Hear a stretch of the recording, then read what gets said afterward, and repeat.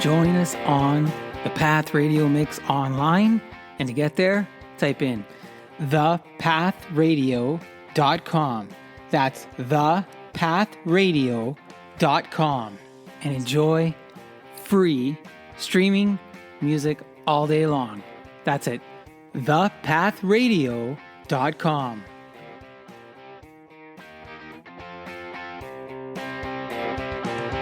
All right, now let's get to the main show, the Monthly Social Podcast, with me, your host, Guido Perino, as you go on with Guido.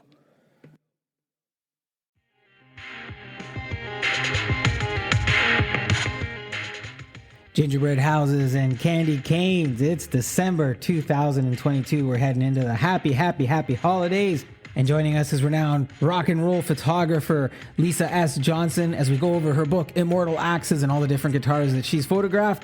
We hear from Hollywood stuntman Kevin Cassidy, and we talk about his book, Falling Down to Find Myself, and our musical guest from Colorado, Jazz Robertson. Plus, loads and loads of tidbits. Here we go. Now, before we get going, a quick word from one of our friends of the podcast, Johnny Prosciutto. Johnny Prosciutto, artisanal Italian homemade products. We make it like our grandfather, or as we say, nonno. Naturally cured, old-fashioned, and delicious. Order online at johnnyprosciutto.com, and we deliver right to your front door, where the only thing left for you to do is enjoy it with your friends and family. That's johnnyprosciutto.com.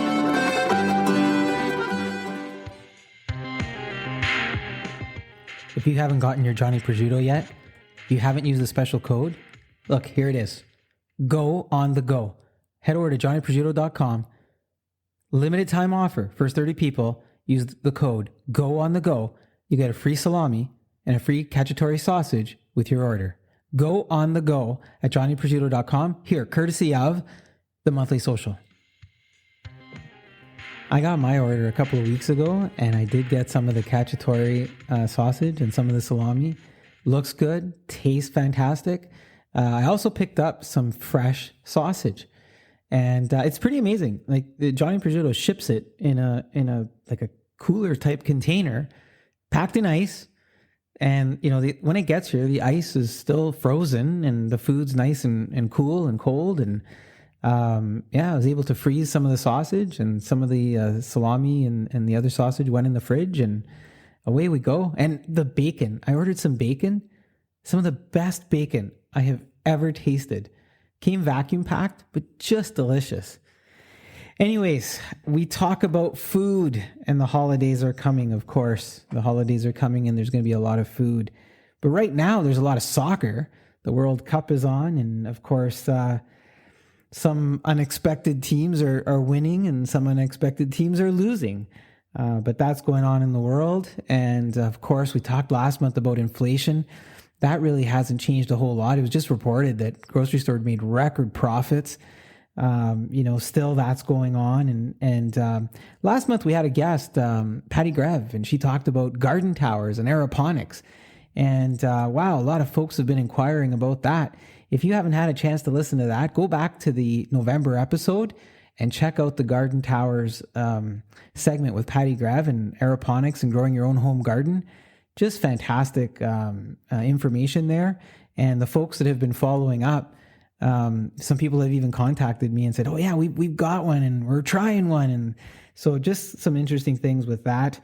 Our affiliate, thepathradio.com, talking about Christmas. They are going to be streaming Christmas music Saturdays and Sundays, 10 a.m. and 7 p.m., some of the classics. And then throughout the week, Monday through Friday, between 9 and 11, you're going to hear some rock and roll hair bands at 8 o'clock, and then metal Christmas music at 10 o'clock till 11. So a little bit of programming changing there going on for our friends over at thepathradio.com. A lot of good Christmas music. And if you're more into sports, check out my other show, The Coach's Call. It's on YouTube, thecoachescall.com. And sometimes I have some guests there and we talk about different things, hockey, soccer, football, whatever's going on. Very short podcasts. They're usually around, I don't know, from 5 to 15 minutes long at the topic of the day. But some fun and entertainment happening there. Anyways, I've got like I always say every month, I've got a busy schedule here. I've got a lot of information for you. I have some really great guests again. We always do. We're very grateful for the folks that come on here on the show and spend some time with us and spend some time with you. And of course, we're grateful that you spend time with me and the guests. So our musical guest this month is Jazz Robertson from Colorado. Let's have a chat with her, and then we're going to get to hear some of her music. Let's do that right now. Let's go. I am welcoming to the show songwriter, producer, and musician from Colorado, USA, Jazz Robertson. Jazz, welcome to the show. How are you doing today? Hey, I'm good. Thank you so much for having me. I'm doing great. How about you? I'm good. The pleasure is mine. We've been waiting a long time to get together. I'm planning this out for like 3 months or something, right? A little while, yeah. Yeah, and I have to take some heat for that because of some of my technical challenges that I had there. I got to ask you right off the bat, Jazz. Sure. What a great name! Like when Thank you. Your name comes across my desk, because I also have the radio station, thepathradio.com, and the distributors are sending songs to me, and your name comes across my desk, and I do like a double look. I'm like, wait, is it Jazz? The artist name is Jazz. Is this a name? Is this a genre? Right? And I was like, hey, this is too cool. It just seems to musically fit. And then I'm like, is this your given name or is it something you adopted? It's not. So yeah, my given name is Jasmine with a Z. It's kind of funny. I was probably 16 or 17 and I was working at a Sonic drive-in. I don't know. Do you guys have Sonic? It's like the fast food chain. We don't, but I know what it is. Yeah. Okay. So, yeah. So I was a car hop. I was one of the people that brought you out your food. And I had a manager. He was a newer manager, came in, and as we were getting to know each other, Sonic always has that loud music playing. And he's like, you love music. Your name doesn't fit very well. I was like, excuse me? He's like, yeah, it doesn't fit very well. And he reprinted my name tag. It was Jazz with 2 Z's. And he said, that's much better. And I was like, actually, that's kind of fun. And it just stuck. So I have family and I have more childhood friends than anybody else who still call me Jasmine. But other than that, it's just Jazz. And the new world calls you Jazz. I love it. I thought it was great. Thank you. Cool story. Sonic. Sonic, yep. Yeah. Sonic Jazz. If that becomes a song, Sonic Jazz. Right. I don't know. It's a catching title. So look, if you've listened to some of my other shows, I get obsessed with where people come from, mainly because, it kind of sets the stage for just getting to know the people we're talking to. And I understand you're from Colorado. And yes. I was all getting ready to talk to you about hockey because of the Colorado Avalanche, only because one of my favorite players went to Colorado years ago, but we're not going to do that. I want to know, when you're not mixing music in your studio in Colorado, what do you do for fun there? Sure. So our claim to fame is definitely the Rocky Mountains. We have pretty much everything outdoors you can do here, whether it's hiking in the summer. A lot of people love the snow. So we got skiing, snowboarding, like everything you can think of outdoors, we got it. And so I think that's what a lot of people come here for. And it's definitely a passion of mine is I love being outside. I'm naturally more of an introvert as it is. So if I can get away from the city and not be around people for a little while, that's even better. So are you a snowboarder? I am not. No, I'm a native to Colorado. So you think I would be used to the cold. And I'm just not. I love the heat. I think I would freeze. Yeah, that's interesting. Like up here, like where I am, Richmond Hill, Ontario, it gets cold. It's cold right now, right? I believe it. I always say, man, I'd love to live in like Florida or Hawaii or yes, for some different reasons, Texas. But just somewhere hot. Yes. I would love that. As you know, I kind of want both. I would love to have a summer home and a winter home. So I can be in Colorado when it's here. We actually have over 300 days of sunshine. Wow. So it's really, really sunny. But when it starts snowing, I would love to be in Hawaii. Hawaii's nice. Somewhere a lot nicer as far as the weather goes. Hey, so let's talk some music. Your first instrument, I want to talk about your first instrument as a musician, was the violin. Yes. And I just, I'm thinking, I love the way a violin sounds. But as a kid, when you're starting out, I just don't picture kids starting with a violin for some reason. Everybody's like, I want to play guitar, or, like, I want to thrash on a guitar. Or the piano Right. So, but with you, it's the violin. Why was that the case with you with the violin? Sure. So I was probably in the 5th grade, I want to say. And if I remember correctly, I think it was a requirement because we all had some kind of music class. And so for that year, you had to play some sort of an instrument. And so we had our music day and we went through and we got to, play with all the band instruments and see how those felt. And then we went into the orchestra room and got to feel those out. And I was just naturally really drawn to the strings in general. And so for me, it came down to either the cello or the violin. Oh, nice. Now, I, as an adult, am 5 foot and 100 pounds. And so 10-year-old me was really intimidated looking at that giant cello. And so I ended up going with the violin. I've always wanted to go back and learn the cello still, but I had no regrets with the violin. I absolutely fell in love with it. So I gotta ask, the violin. I picked up a violin once, and I'm a bit of a music hobbyist. I have a couple of acoustic guitars and other string instruments in the house. And anyways, I pick up the violin, and what's it called? It's called a reed, right? The bow? The bow, right? The bow. Yeah. So I pick up the bow, and I'm thinking it should make noise, but it doesn't. So there's a technique that you got. There is. There really is, right? Like there is. You see it on TV, and it just looks so flawless, right? Like, and they're making the sound, and the sound sounds so beautiful. I'm trying it, thinking I could play guitar, I could play violin, right? Not the case. It's definitely, it's different. You start with a lot of just screeching noises as you're trying to figure out the weight of the bow on the strings. So yeah, that's definitely normal. But it's once you get it, it's such a beautiful instrument. That was my first hands-on connection with any instrument. And so I love getting to that point where you just kind of melt into the two. You and the instrument become one, and you feel the music as it's happening, which leads to being able to improv as you're playing. And it's just an amazing experience. I absolutely loved it. But yeah, it took a little while to actually get down the basic techniques to get the right sounds. It's interesting that you just said what you said, and that the part about where you become one with it.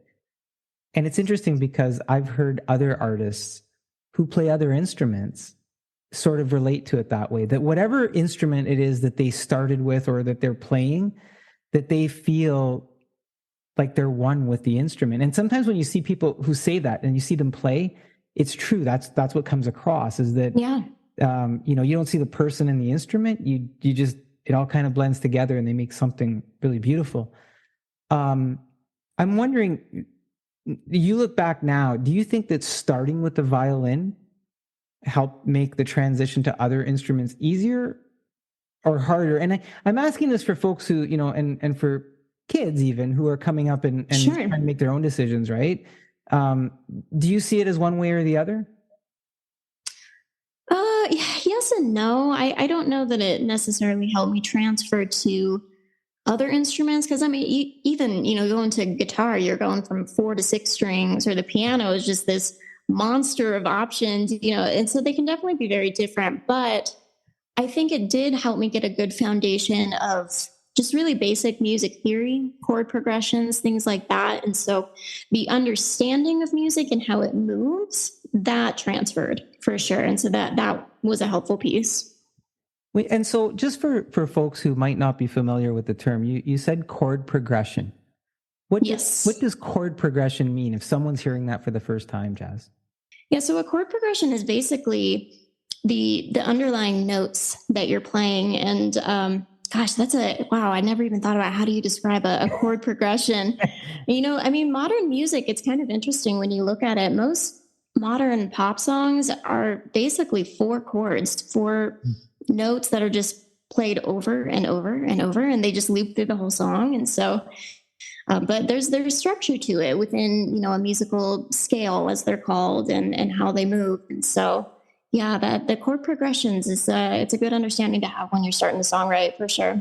That's good. That's good advice. That's good advice for folks to sort of connect and understand with there. I'm wondering again, because, and I'm sort of focusing on the violin, but it doesn't have to be the violin, because maybe there was other things going on. Did you have musical influences when you were writing and singing, or when you started writing and singing, or, did even before you started writing and singing and you were playing violin, did you already have some influences at the time? That is a great question. It's so interesting to me because especially over the last, 10, 20 years, we have access to more music than we ever have in history. I mean, anybody and everywhere can just upload music to the internet. It's for good and for bad, you can, but we have so many different access to these different artists. And so for me, when I think of an influence, I think so many names come to mind. I mean, I grew up on classic rock, so I loved Aerosmith and U2. Like, that's where I started. But I also love, the emo alternative scene. So I grew up listening to a lot of My Chemical Romance and Fall Out Boy before moving into more pop influences. So I'm kind of all over the place when it comes to writing. Yeah, I more go with the mood. What am I writing about? And I'll identify a song that kind of captures a similar emotion, and I gravitate towards studying that and like, why does it make me feel this certain way? And so it varies from song to song. It's kind of all over the place. So it's kind of interesting, because I have some of my questions later on might reflect, I think, what you just said. Because when I looked and studied your songs, and I'm a bit of a nerd when it comes to music. I do study songs. I love lyrics. I do look at the structure of songs. I do try to figure out what's influenced the song. It's just part of my love affair with songs and music. Sure, yeah. So maybe we'll get a little bit into that too. And I want folks to understand. Look, you're not just playing the violin. You are a multi-instrument artist. You have extended into guitar and into piano. You are singing on your new songs that we're going to talk about. And you just said earlier, you feel at one with an instrument. Do you have a preference, or are you more comfortable with or without an instrument when you're singing? And I know, and I'm, for myself, I'm always more comfortable with the guitar and singing, but it's more of a crutch than a skill. That I do that, but I think musicians sometimes are in a different position. So, where's your comfort zone when it comes to that? So I am definitely more comfortable without the instrument. Violin, I became very fluent in it, as I call it. When I moved into the piano and guitar, I self-taught enough what I needed to write and to feel out the song and to put that basic piece together before taking it into the studio.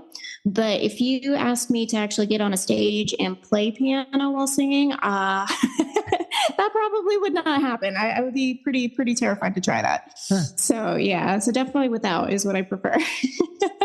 Now you released, and that's interesting. Like I said, everybody's kind of got their own feel for that moment or the stage or the instruments of the song. You released your first single, and this might be a surprise to folks, but you released your first single, I think, in July 2021, right? Yes. Mm-hmm. So we've got a fresh artist here, right? Yes. And that song was called Collide. It did really well on the streaming circuit. I'm going to play it a little bit later on in the show. Can you tell us what we should be listening for in that song? What's the message? Sure. So when I sat down to write Collide, I was going through a grieving process for a very significant past relationship of mine. And it was kind of funny because I had suppressed it for so long. And it's something I think you learn when you make that mistake is if you suppress any kind of pain or anything that needs to be grieved, it festers, it comes back, and you have to face it. And so for me, that came into, sitting down at the piano, and I told myself, I promised myself, you know what? Nobody's ever going to have to hear this. Of course. And but what that allowed me to do is just be honest with myself, believing that nobody else had to hear what I was going to put pen to paper, and so that's really what I was exploring, is just the concept of love and loss, and what happens when you are letting go of somebody who is, still here, still alive, but you just know that it's for the best that you're not with that person. So you shared a personal moment there with us, so I thank you for doing that. I always think it takes courage to do that.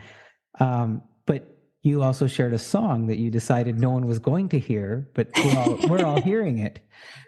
Yes.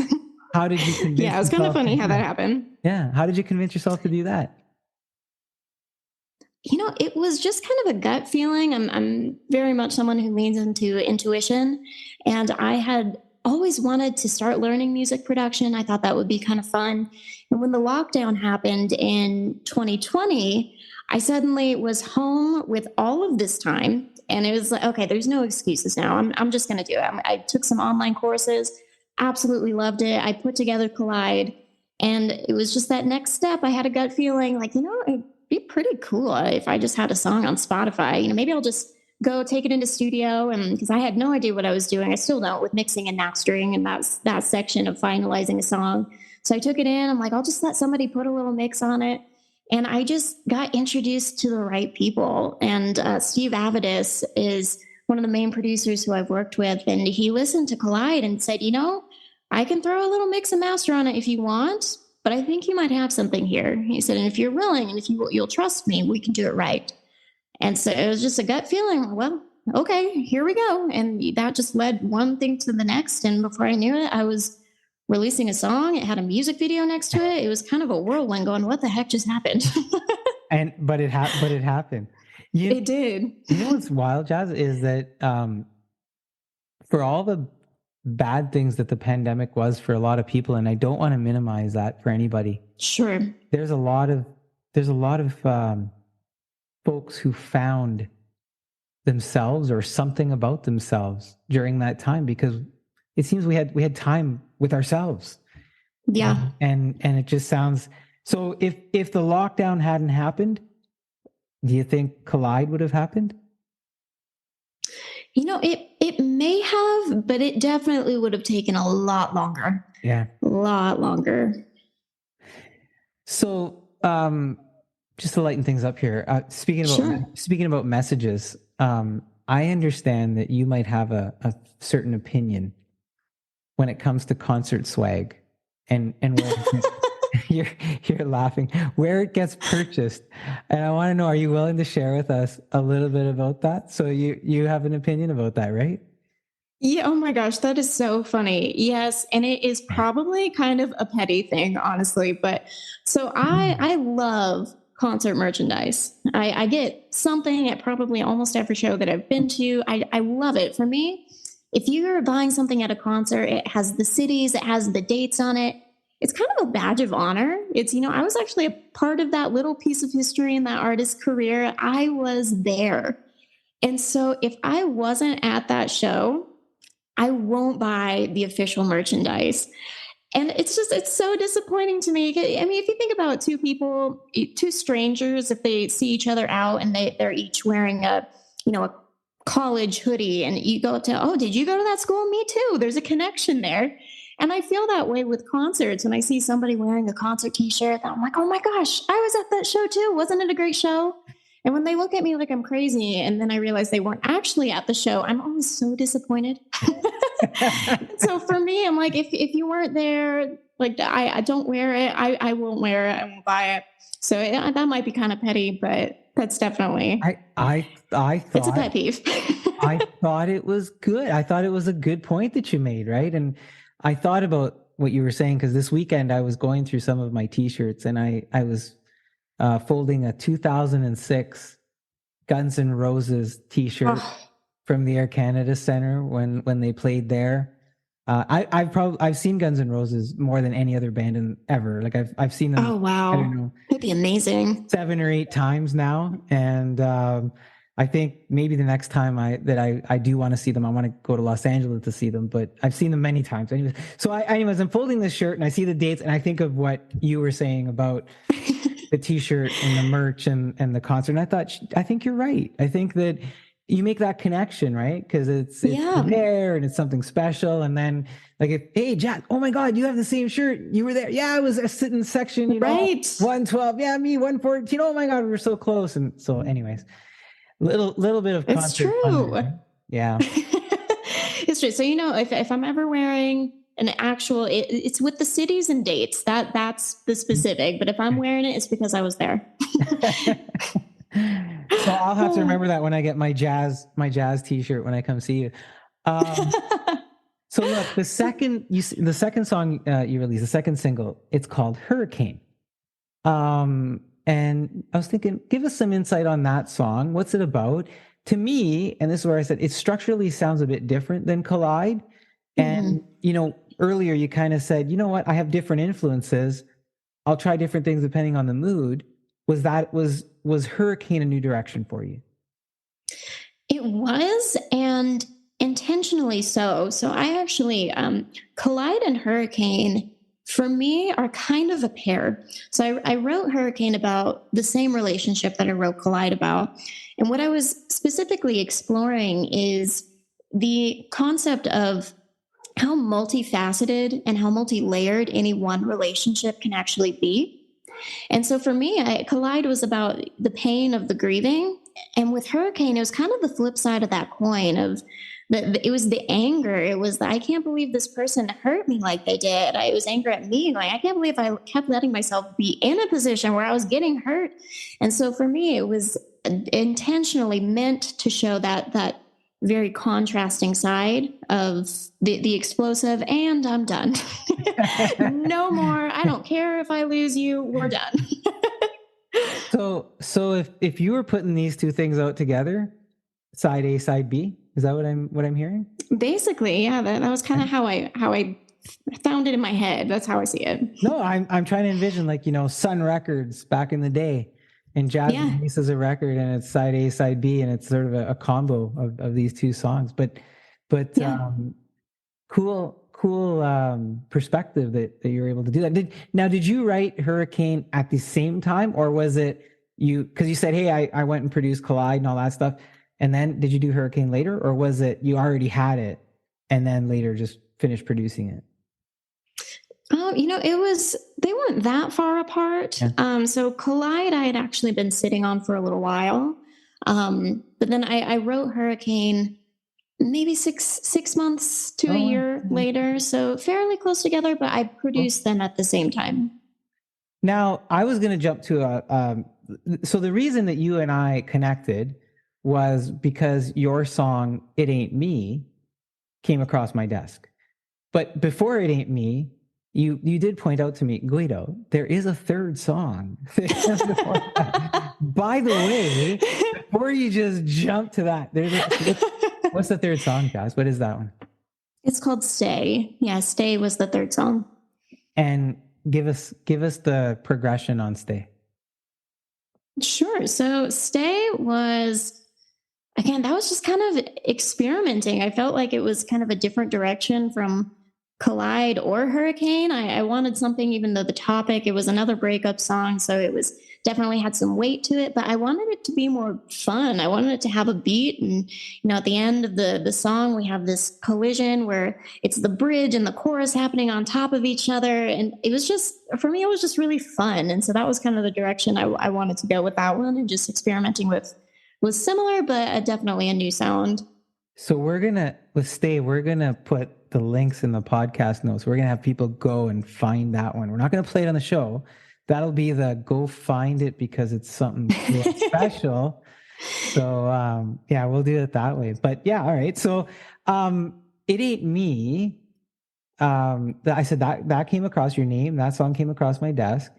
Look, to me, it had a bit of a pop country feel to it. and I'm a bit of a fan of pop country sometimes. But what are we hearing in It Ain't Me? Sure. So yeah, it was so interesting to me that you had said a little bit of pop country, and I went back and actually listened to the song when you had said that. I was like, wow, I guess I can kind of hear that actually. In my mind, I felt a little bit more on the alternative side is what I was trying to lean towards. We have a guitar solo in there, and Yeah. just something that helped me tap a little bit more into my rock roots. And so that, we've got the rock drums and the chorus and the high energy. It's definitely to date my favorite song that I've released, production wise. But yeah, I was trying to tap a little bit more into the rock side of my roots. I had been very firmly in pop up until then. So you're like, he's crazy. There's no pop country. Let me go listen to it. No, so it's funny you say I can see it. Yeah, well, thank you. I appreciate that you're supporting. No. So when I listen to it, and you're right, there's some of those other elements to it. And when I listen to pop, like the more aggressive sort of modern pop country, it's been migrating to sort of that rockish type of sound. And I thought, all right, blend, mix, but I do like it. It's a fantastic song as well. Thank you. But you're not stopping. You're going to keep going. I think that you've got a new song on the horizon, and that's coming out soon, maybe. I do. Yeah, I have a few songs lined up. Yeah. I am in studio right now working on them. I can't even tell you how excited I am to get these songs rolling. I'm definitely looking early 2023. I want to kind of ride out, I want to say the end of the year, but oh my gosh, that's only a month and a half away. It's so close. And so I kind of want to ride that out the rest of the year. And then I'm eager to start releasing at the beginning of 2023. Is it going to be one at a time, or are you going to put out a little mini album or something?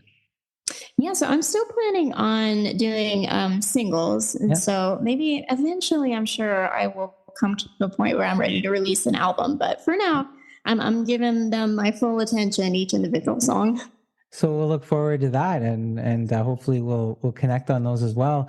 I want to ask this, and quite often I say, like, for others who are finding themselves or their craft or kids coming up, what has been your experience as an indie artist? I mean, we're catching you at a time where things are launching, you're starting out, you've talked about some of the progression that you've had.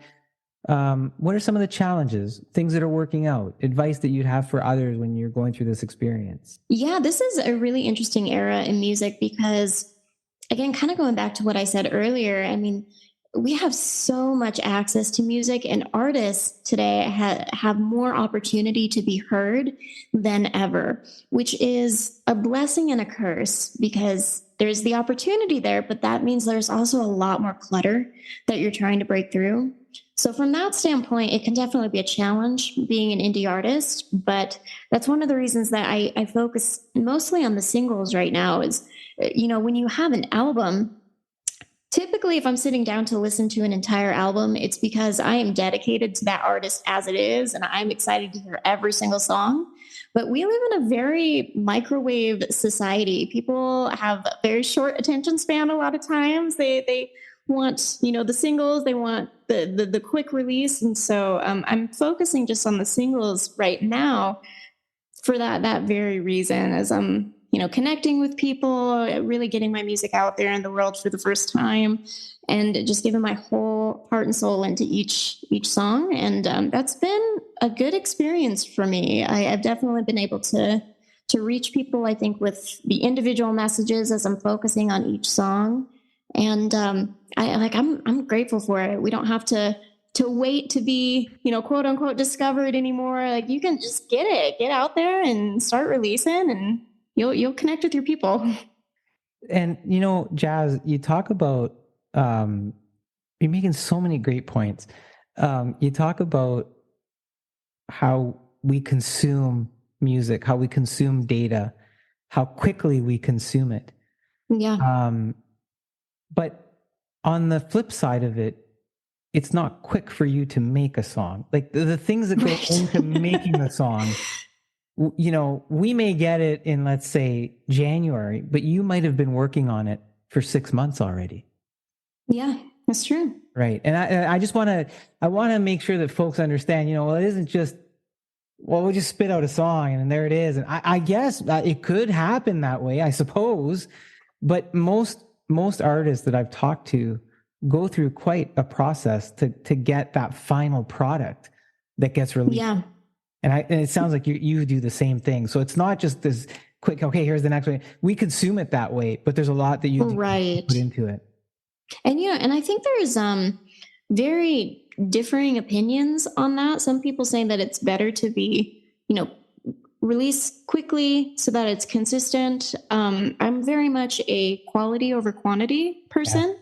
And so it does. And sometimes it's frustrating because I do see other artists that are, every other week they got a new song. I'm like, oh my gosh, it takes me a lot longer to put together my music. But I am always grateful because when I finish these songs, I put them out there, I reach this point, and this is what I look for, that intuitive feeling that, what, this song is exactly what it needs to be. It's exactly what it wanted to be, and I wouldn't change a thing.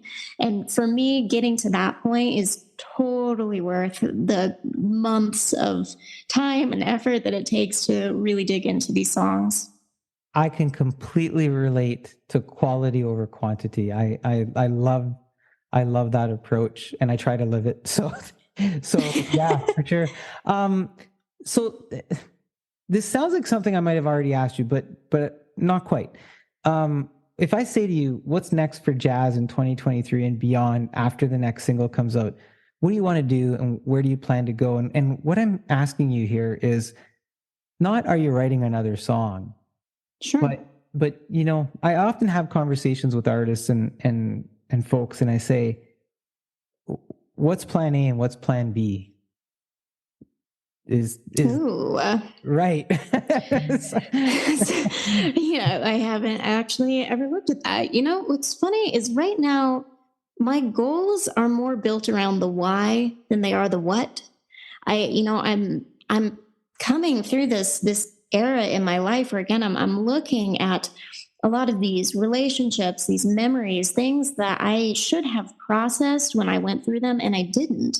And so for me, the goals have been around my why, and I'm sitting down and I want to write about what's real. I want to be authentic. I want to put out there what I've gone through, and because I know that other people have gone through the same, as opposed to having a more concrete goal.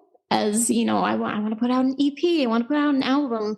Right now, I'm just like, I'm rolling with it, and I am putting out what my heart needs to put out, and I fully believe that is going to lead me to exactly what it needs to be. So I'm just focusing on the why right now. So when I say, where do you plan to go? I think the answer that we're getting is we're going to get authentic jazz over the next little while. Yep. More music. It's the music is definitely not going to stop. That's coming. So Jazz, I said we're going to listen to your songs throughout the show today. I'm going to be playing those in between other segments.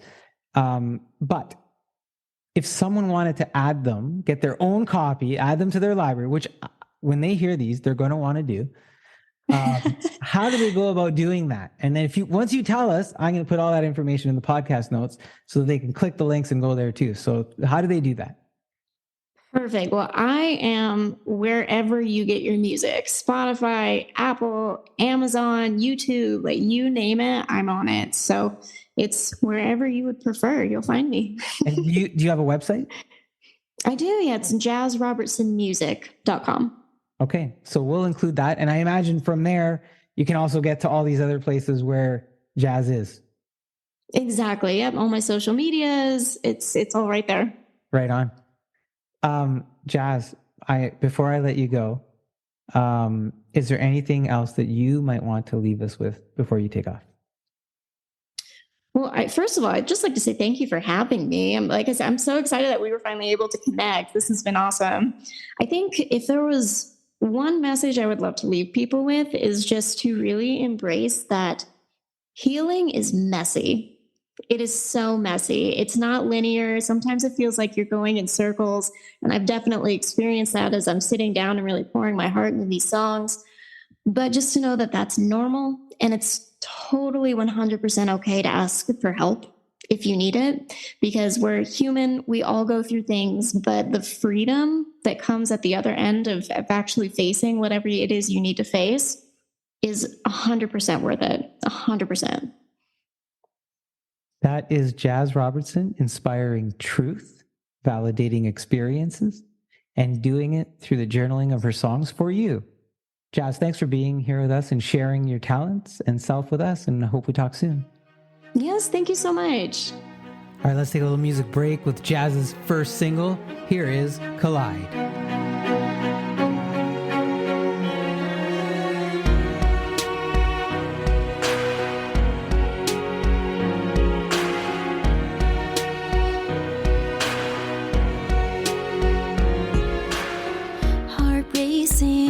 Shaken, your tattoos melt into my waist, conflicting, addicting, hooked on the way that your lips taste. So unlike me to be acting on emotion, lost my inhibition, taken by the moment. I know it's wrong, but in the passion I feel frozen, chasing the addiction of the high before it's broken. Been down this road, know how it goes, but don't say it, can't take it. So tired of telling you goodbye. Just one more, one last time.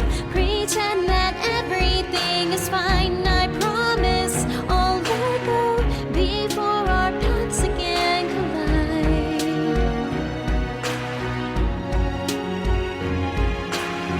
Chaotic, I fought it. Called back each time through your blue eyes. I want it, I shouldn't. My indecision starts the fight. I understand if you are ready to move on, but I'll be honest with you, I don't know if I really can. I'm getting good at pretending that I forgot you, but we both know you've been with me since we first began. Down this road, know how it goes, but don't say it, can't take it. So tired of telling you goodbye. Just one more, one last time. Pretend that everything is fine. There's good things more painful than grieving someone still alive. But I promise I'll let go before our paths again collide.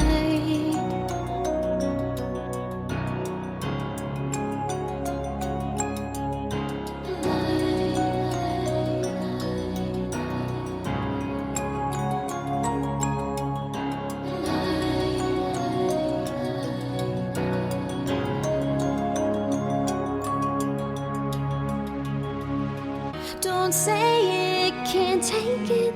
So tired of telling you goodbye. Just one more, one last time. Pretend that everything is fine. There's good things more painful than grieving someone still alive. But I promise I'll let go before our paths again collide. Don't say it, can't take it. So tired of telling you goodbye. Just one more, one last time. Just tell me everything's alright. I promise I'll let go before our paths again collide. That is Jazz Robertson with her song Collide. You can hear it on thepathradio.com. Plus, I'll have Jazz's contact information of where you can download it for yourself. All right, let's get to our next guest, renowned rock and roll guitar photographer Lisa S. Johnson. And this was a fun interview too. We were having so much fun. We actually did the interview in 2 parts because we just got carried away with the conversation. All right, here we go. Enjoy. Lisa S. Johnson. I would like to welcome to the show best-selling photo book author Lisa S. Johnson, a native of California and adopted Canadian. Having grown up in Alberta and British Columbia, she's going to share with us stories about her book, Immortal Axes, which features guitar photos from over 150 critically acclaimed rock stars. Lisa, welcome to the show, and thank you for being here. How are you? Hey, thanks for having me on, Guido. I'm excited to chat with you. Yeah, me too. Right on. Listen, I got to ask you something. Lisa S. Johnson, we share the same middle initial. Okay. I'm Guido Esperino. So are you willing to exchange the S's, or are we keeping Well, sure, that but I don't think we have the same one. I'm Suzanne. No, okay, we don't. Yours. Salvatore. Salvatore. Okay, Yeah. that's a good one. Yeah, it's my grandfather's name. So I was thinking, I was gonna guess. I was like Lisa Samantha Johnson. I was thinking, is it Samantha? Anyways, Now, my mom named me after Lisa, a character who was on As the World Turns, no way. her favorite soap opera. And I don't know where the Suzanne part came from, but I go by Lisa S. Johnson because there's actually another Lisa Johnson who's also blonde, living in Los Angeles, who's been photographing rock stars for eons. So we get confused all the time. And before I actually met her in person, I said to myself, I need to go by Lisa S. Johnson because I don't want people still get confused even with the S in there, and at least it does help to differentiate a little bit. And I've since met her, and she's just awesome. I love her. I call her my Lisa Johnson sister. That's awesome. And hey, here we are clarifying things on the monthly social, just like we always do. So unexpected, right? Mm-hmm. You recently wrapped up a tour, and we've been talking Canada here. You recently wrapped up a tour out in British Columbia and Alberta with the book. Is it fair if I say to you, how is it to be back in Canada? Oh, I love it. I mean, I go back every year because my whole family lives there. So I usually go to Canada at least twice a year. And during COVID, it was really tough because I couldn't get back to be with my family. But I happened back now, and it was really wonderful to be back. And the first thing I love to see as soon as you get in your car out of the airport, or if you cross the border, is a huge Canadian flag blowing somewhere. And my heart just swells because even though I was born in California, I moved to Canada when I was 7 years old. So all my, formative years were in Canada. And so I feel Canadian, in my soul. But of course, I love the weather down here in the States. So yeah, I can't argue with that. But you can't really, I don't think you compete. Maybe in Ireland and Europe, some areas you cannot compete with Canadian rockers, the spirit of Canadian rockers. And I grew up going to concerts at the Edmonton Coliseum, and my first one was Kiss, and Alice Cooper was the second in the same summer. I was, I think, 12. And then the following one was AC/DC. And I never looked back. I've always been a classic rock junkie since. You know what? It's funny you mentioned Alice Cooper. I never got to see Alice Cooper. I had tickets to see him, and I was with a group of friends. And one of the guys that we hung out with, he really wanted to see him, and he hadn't gotten a ticket. I think I was about 15 years old. I gave him my ticket. Oh, man. But I never, ever then got to see Alice Cooper again. So anyways, hey, he's still touring. I was gonna say there's still time. I got to catch him at some point. Yeah. Hey, what's your favorite thing about Canada other than the rockers? What's your favorite thing about Canada? Oh, the Rocky Mountains. Rocky Mountains. I grew up skiing in Banff and Jasper. Oh yeah, and also in Whistler. Used to love Whistler, skiing down the back bowls, all the double black diamonds. Yeah, I loved it. I'm gonna have to reverse this. You're a Canadian and an adopted American. We gotta reverse that intro. You talked about when you were 7. I hope I got this right. You grew up in Slave Lake. Is that it? That is Alberta, correct. Mm-hmm. On the Sawridge First Nation. Yes. How long were you there? 7 years. Yeah. So you were 7 when you moved there, and you stayed 7 years. Yes. It was very cold, and I did walk to school in waist deep snow. I can attest to that because, first of all, I was little, but second of all, so much snowfall up there and so freezing. One time we had to dig our house literally out of the snow. You had to dig your way out of the house, out of the door, and then you had to dig your car out from underneath the snow. And then the graders would come by and they'd get all the snow off the road, but you still had to dig your own car out, So. Wow. Yeah, it was pretty brutal. And my mom would wrap my head up with a scarf with just slits for eyes, because you'd be like walking to school freezing, be minus 30 or 40 below. Brutal. And when you take that breath and you feel it freezing, right? Like you feel Yeah. Right. Every hair in your nose freezes. It becomes an icicle. So is that your fondest memory of that area? No, that would not be my fondest memory. I think freezing my ass off are my least fondest memories. I remember standing in Edmonton. I was working for the city hall as a secretary, and it was so cold waiting for the bus, and they'd have those radiating heaters inside there that barely gave you any heat, you know, and I would stand there just shivering and visualizing in my head, someday I'm going to move to the hottest place I can find. And I would visualize myself laying on the beach and like sizzling underneath the sun. And as soon as I got the chance to, I moved to Florida. And that's when I got out of Canada when I was 23. Wow. Florida. Yeah, I love Florida. I think it's great weather. And yeah, I'd like to land there at some point, just because of, like you say, the weather, right? Like I know the winters and the snow, and I enjoy the snow. I don't like cleaning the snow. Yeah. Right? I like playing in the snow, but cleaning the snow, it's painful. So help me make a bit of a connection here. When did you start getting into photography? And if you can, then, I mean, you're in Canada, you're doing that, you stay there for 7 years, you end up in Florida at some point. When did you get in photography? Was there something that drew you to that? Well, my father was an amateur photographer growing up, and he had professional cameras. He actually had all my family are hard workers. My dad had 2 and 3 jobs going at a time. And so he had his regular job, which was promoting a landscape in Alberta, in the province of Alberta. He started this whole thing called Stamp Around Alberta, and you got your little passport, and everywhere you went, there were certain places you'd go and you'd get a stamp. And then he also worked in a camera store because he was interested in photography. And so he could get discounts on cameras and gear and lenses and filters and stuff like that. And I remember he always had these cool filters, and he photographed the eclipse. And he got great pictures. I still have those slides today of him photographing the eclipse. And I was always impressed by that. When I ended up in Florida, I had a job that transferred me down there. It was an administrative position. And soon after I left that job, and I wanted to go to college for photography. I wanted to go to school. I needed to figure out what was my major going to be.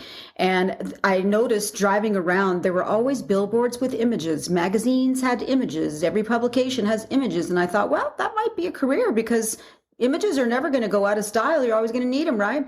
So I went to college for photography. And then I ended up getting a job working for this photo lab that didn't even have a sign outside, because their work was primarily for aerospace companies. Down there in Florida, you've got Grumman, Raytheon, all these NASA, all these. So that was the company, that's the jobs that we did. And I had to have a secret clearance to handle all of their materials. It was classified. It was during the days of Joint Stars when Reagan was the president, and they had the Joint Stars program where they put a radar gear and camera gear in the belly of aircraft, and they would fly at nighttime over, areas where we were having wars or what have you, doing reconnaissance.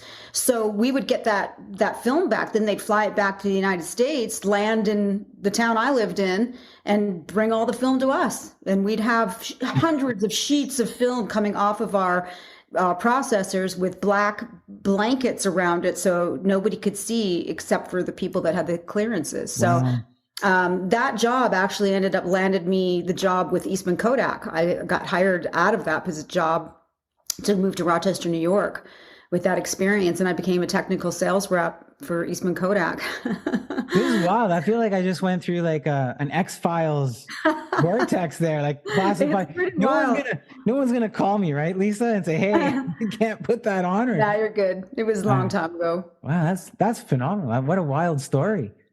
Yeah, so I ended up working for Eastman Kodak, and that's where I truly learned photography. You know, you learn it in school, you learn technical things in school, but Kodak really put you to task, and you had to really learn the films and how to expose them, and for all different kinds of applications, because there's portrait wedding photography that's different from fashion photography, different from architectural photography. They all use different types of films and sizes of films, medium format versus 35 millimeter. And then we transferred into digital photography. So I had to learn all about that and photojournalism.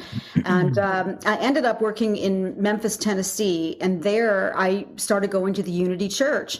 And the guitar player at church asked me out on a date, on a picnic that they were having. And my father growing up, he's a guitar player, and he said, you cannot date musicians. So I never did. I was a good girl. I never dated any musicians. And so I call him up to confess kind of as a joke. I'm like, Dad, I'm dating a musician. However, he is the guitar player at church. And he also owns a vintage guitar store. And my dad said, oh, well, that's different. He's not a touring musician. That's the kind you can't date. You can date this guy. And he's got a vintage guitar store. That's perfect. I've always wanted a Gibson mandolin. If he gets one in, let me know. I want to get it. So I said to my boyfriend then, I became his girlfriend, and I said, listen, if you get in a Gibson mandolin, let me know. And he actually did get in 1917 Gibson mandolin. I actually have it right below me here. No way. My dad just gave it back to me. I said, okay, I want to buy that for my dad. How much? And he said, you can't afford it, but if you photograph some guitars for me that I have to sell, that I don't want to sell, I'll trade you for the mandolin. So at that time, like, I didn't have very much money, you know, so I'm like, sure, let's do it. So I photographed these incredible vintage guitars for him. And I just remember opening the cases and smelling the patina and the inside of the case and remembering that smell of my dad's case. My dad's gear. And I loved that. And it brought me to my dad. And I knew that I felt like my dad would approve, of my photographing guitars, even though he wasn't thrilled that I'd gone to college for photography, because he thought I was never going to make any money. But he was really pleased that I got this job with Eastman Kodak. So I was good now. So then I started photographing guitars. He just let me go to his shop and take any guitar down and bring it home and study it. That's what I did, testing films and just using the guitar as my subject matter. And I loved it. And then Kodak ended up moving me to New York City about 6 months after that happened. And I thought, I still want to keep photographing guitars. I may as well photograph famous guitars. Everyone comes through New York. So the Time Out magazine has the list of everything to do in town. I didn't know anybody. I was new in New York. And I saw that Les Paul played every Monday night at the Iridium Room. And I'm like, Dad used to play Les Paul and Mary Ford all the time. I'm going to go see if I can meet Les Paul and photograph his guitar. So I went down to the Iridium Room, and I met the bass player, Paul Nowinski. He was in the Les Paul trio at the time. And I said, hey, do you think Les will let me photograph his guitar? Here's some pictures I've taken of other vintage guitars. So he goes, let me go ask him. So he takes the pile of pictures and he goes back. 10 minutes later, he comes up to me and he goes, yeah, Les says you can photograph his guitar. I said, fantastic. The next time I come down, I'll bring my camera. So I did. And that was the first famous guitar I photographed, was Les Paul's. So you blew my mind with that journey there. So you start off working in Kodak and then you meet somebody and you start photographing these guitars in the shop as a trade-off. And that was your gateway. Just correct. Just hey, just take these, and you can have this guitar for your dad. And then you actually, I don't know, you build up the gumption, the nerve, just like to just go, hey, I'm going to go and see if I can film, photograph Les Paul's guitar. Yep. That's exactly how it went down. Took the shot, and that was it. I just felt like I felt compelled to do it. I'm like, what's he going to say? Yes or no? It's going to be one or the other. And so you use the word gateway. The true gateway was Les. He let me photograph his guitar. And after that, I would call up people I wanted to photograph the guitars, and I'd say, I've worked with Les Paul, and I would really love, I have, his blessing. He ended up writing the foreword for my first book, 108 Rockstar Guitars. And so it was like the gateway was there. They would say, oh, yeah, sure. We love Les. Come on over, photograph the guitar. So Lisa, if Les isn't the gateway, you think you would have had that pathway still? It would have been harder. I think it would have been harder. I would have kept going. I was compelled to do it. I really am in love with the sound of the guitar. I believe that. I was in love with my imagery and how the shapes and how sexy the curves are of the guitar. I was compelled to continue to explore how I could continue to photograph the guitar in different ways. And I got a feeling off of the guitars, especially these vintage guitars. You get a feeling off of them. Like they want to be photographed. They want to shine. They want to tell their story through the image, and they do. You're giving me guitar chills. I mean, even hearing myself talk, I get water in my eyes because the guitars are so. It's the great North American icon. Was invented in North America. And the sound of it moves us. It's, just music is an international language. And so I would have kept going. Even if Les had said no, I would have kept going. But I think that by having that, I mean, just even having him write the foreword, I remember the night, it was 12 years after I'd photographed his guitar. And I sat in with him one night and I had all these 8.5 by 11 photographs I was flipping in front of him. I'm like, look, here's Zakk Wylde's Les Paul. Here's Don Felder's Les Paul. Here's, just everybody's Les Paul, Slash's Les Paul, and Ace Frehley's Les Paul. I go, you are their hero. Right. Wouldn't you consider writing the foreword for my first book? You're the first guy's guitar I photographed. And he goes, well, I see what you're saying. He goes, it's okay. I'll do it. I go, don't forget, Les. I'm not going to let you forget, because, he goes, I won't forget. He's like, call Michael tomorrow, who is his manager, and set it up. So I did. And we set it up. And sadly, he passed away about 6 months after that happened. Wow. And he never got to see the book. Oh. But I did donate 10% of the proceeds of my first book to the Les Paul Foundation. Wow. For he gives to the hearing impaired. So it's good cause. Fantastic. Yeah. I'm deaf in one ear. So. Oh, really? Okay. Yeah. See, so that's good. I am. And I deaf in one ear, and I try to play guitar. So I always say here at home to my wife, I say, when I did that sound okay? Because I don't. Sometimes the sound is off a little bit, right? Mm-hmm.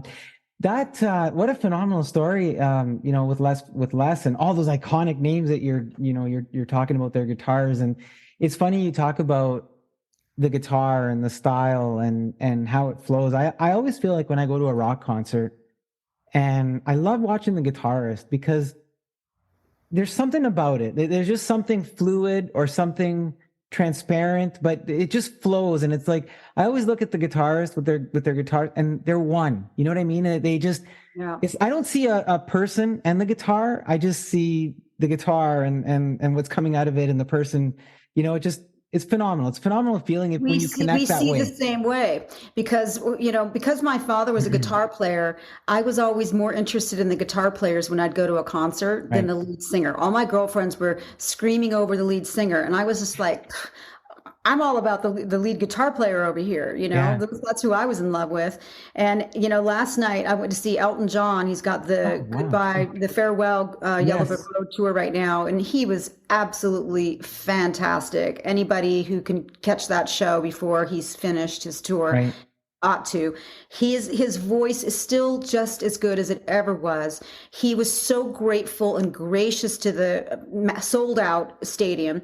His piano tuning was just beautiful and sounded amazing. His band was incredible. Like the percussion section that they had was huge. 2 different drummers. And then, of course, you've got Davy Johnstone, who's been his longtime guitar player. And he's up there playing a Gibson SG double neck with a slide. He's playing slide on a double neck, which I'd never seen before. And it sounded fantastic. The way that flawless, right? Played like that. Flawless, right? Yeah. Totally. They have it together. First class show. And then Davey pulls out this inverted upside down flying V guitar. That's just the wildest looking guitar you've ever seen. I was really, really inspired just watching Davy Johnstone last night, and then you're mesmerized by Elton and everything else. It's funny you bring up Elton. So I got to tell you this story. I wasn't planning on talking about this, but you bring this up. So next to me is, you can't see it because it's over here in the corner, is a Norman guitar. It's an acoustic guitar. I picked it up at this store called Waltz's Guitar in Toronto at Davisville and Yonge when I lived down there. And a great little shop. You could go in. It was very intimate. They'd let you just play with whatever you want and tell us what you need, sort of thing, right? Just don't play Stairway. Yeah, right. So at one point I was like, I like the neck on that guitar. I like the pickup. I like the body in that one. but I don't see anything that has all these. And they're like, we could custom make it. Like, we can get a custom made for you. Really? Okay. So I ordered this custom made acoustic Norman guitar. And one of the first songs I learned to play on it was Candle in the Wind. Oh, and so I called, the guitar is called Norma Jean. Love it. That's right? Fantastic. And so you bring up Aldo, and I'm like, I can't believe the connection there, right? And it's sitting right there. So anyways. Beautiful. Love not that. About me, about you. I want to talk more. So your book, the one we're talking about right now, Immortal Axes, did it take you 8 years to finish? Yeah. Well, the first book took me 17 years right. because I was working for Kodak, and then I had 2 yoga studios. I'm also a Kundalini yoga teacher. And at that time I was into Bikram, and I had 2 Bikram yoga studios. So it took a long time. But then I sold my businesses, and I'd left Kodak, and I was able to focus full time. So after the first book came out, I was on a momentum. I had photo requests still going even after the first book published. So I just kept going. But the second book took me 7 years, start to finish. By the time you start and get a book in your hand, it's 7 years. Yeah. And the website is called immortalaxes.com. I'll put that in the podcast notes for folks. But there's a couple of names there. And we talked about Les Paul, writing in your first one. But Peter Frampton writes the foreword on this book, and Suzi Quatro, the afterword.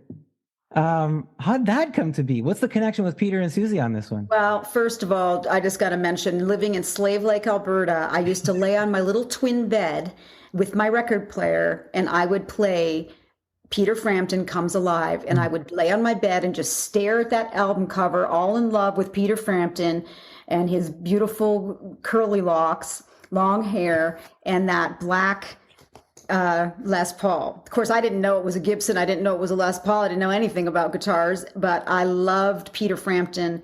And I never in a million years did I ever dream that I would photograph that guitar. Now, that very guitar also was in a plane crash, and it was thought to have been perished forever with all the gear. The 2 pilots died, and all the gear was lost. And you can read about this in the book, but 32 years later, Peter gets the guitar back. Now, I had photographed his signature Les Paul 3 pickup guitar for the first book in 2002. And when that book published in 2013, that was the year that he got the original guitar back.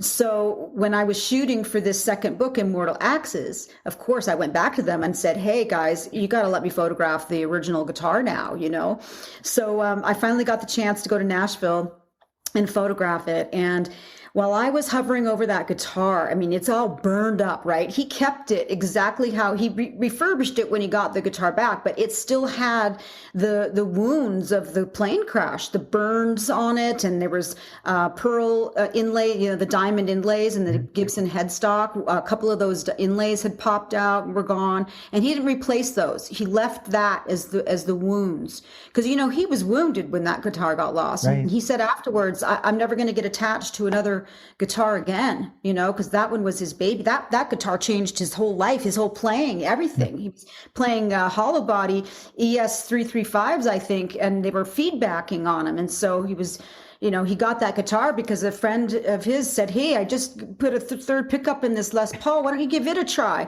Because it cancels out the feedback, right? So he started playing that guitar, and he just was like, oh my God, can I buy this guitar from you? This is amazing. And the guy goes, no, keep it. It's my gift. So that was his guitar, Yeah. So anyway, after I got home from shooting the guitar, which he aptly named Phoenix because it literally rose from the ashes, I'm looking at the images, and my heart is just like, wow, this is the ultimate immortal axe.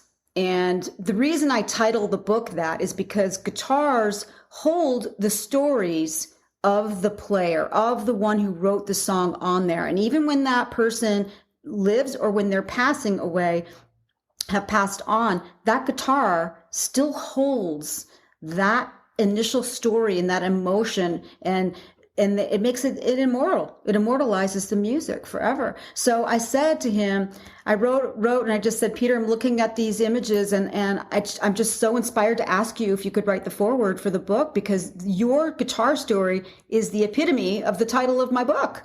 And he agreed. I mean, he got it. He understood. It makes sense. And Suzi, so I want to ask you something about the forward, but Suzi Quatro, how about that? Yeah. So, and it's so incredible how this is intertwined. So I'm actually, I get approval to photograph Steve Marriott's guitar from Humble Pie. Okay.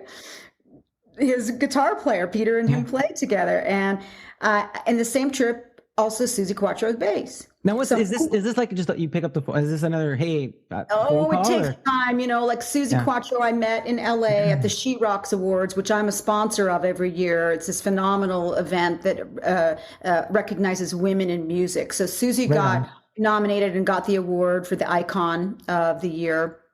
And so I met her, and I actually had met her sister, Patty Quatro, prior to that. And so I think she was key in making that connection happen. So Patty's guitar is also in the book, The Pleasure Seekers. She was one of the first all-girl bands too. So Suzi, they all kicked ass coming out of Detroit, right? They hung out with all the boys, the Kiss and, MC5, Wayne Kramer, and hardcore, man, Alice Cooper. Yeah. So these girls don't put up with any BS. And so anyway, I'm over there, and I was scheduled to shoot Suzi's bass first. So I'm at her house shooting the bass. And I'm leaving now. And like that bass is killer. Her father gave it to her when she was like 14 or something like that. It was the only instrument left in the house that none of the other siblings were playing. So she got stuck playing the bass. It's as big as her. She's so tiny. Anyway, and she didn't know it at the time. She didn't know it. She just put it in her hands and just started playing it. Anyway, so I'm leaving. I'm like, okay, Suzi, thanks so much. Oh, but by the way, I just wanted to let you know, Peter Frampton's writing the foreword for the book, And she's like, oh, that's so cool.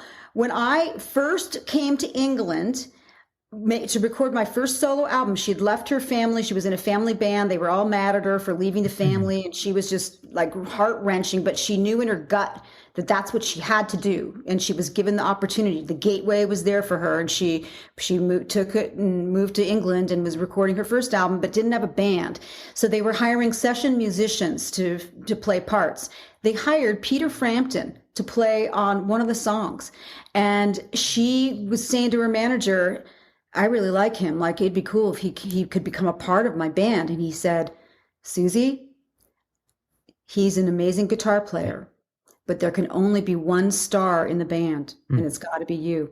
And that was before Peter made it. He was a session musician, and her manager recognized the enormity of Peter's talent at that time, and knew that he'd potentially outshine Suzi. So I'm like, wow, that's so interesting, because I'm actually going right now to photograph Steve Marriott's guitar. I'm like, he's like an hour up the road. So we say our goodbyes, and she's like, cool, right?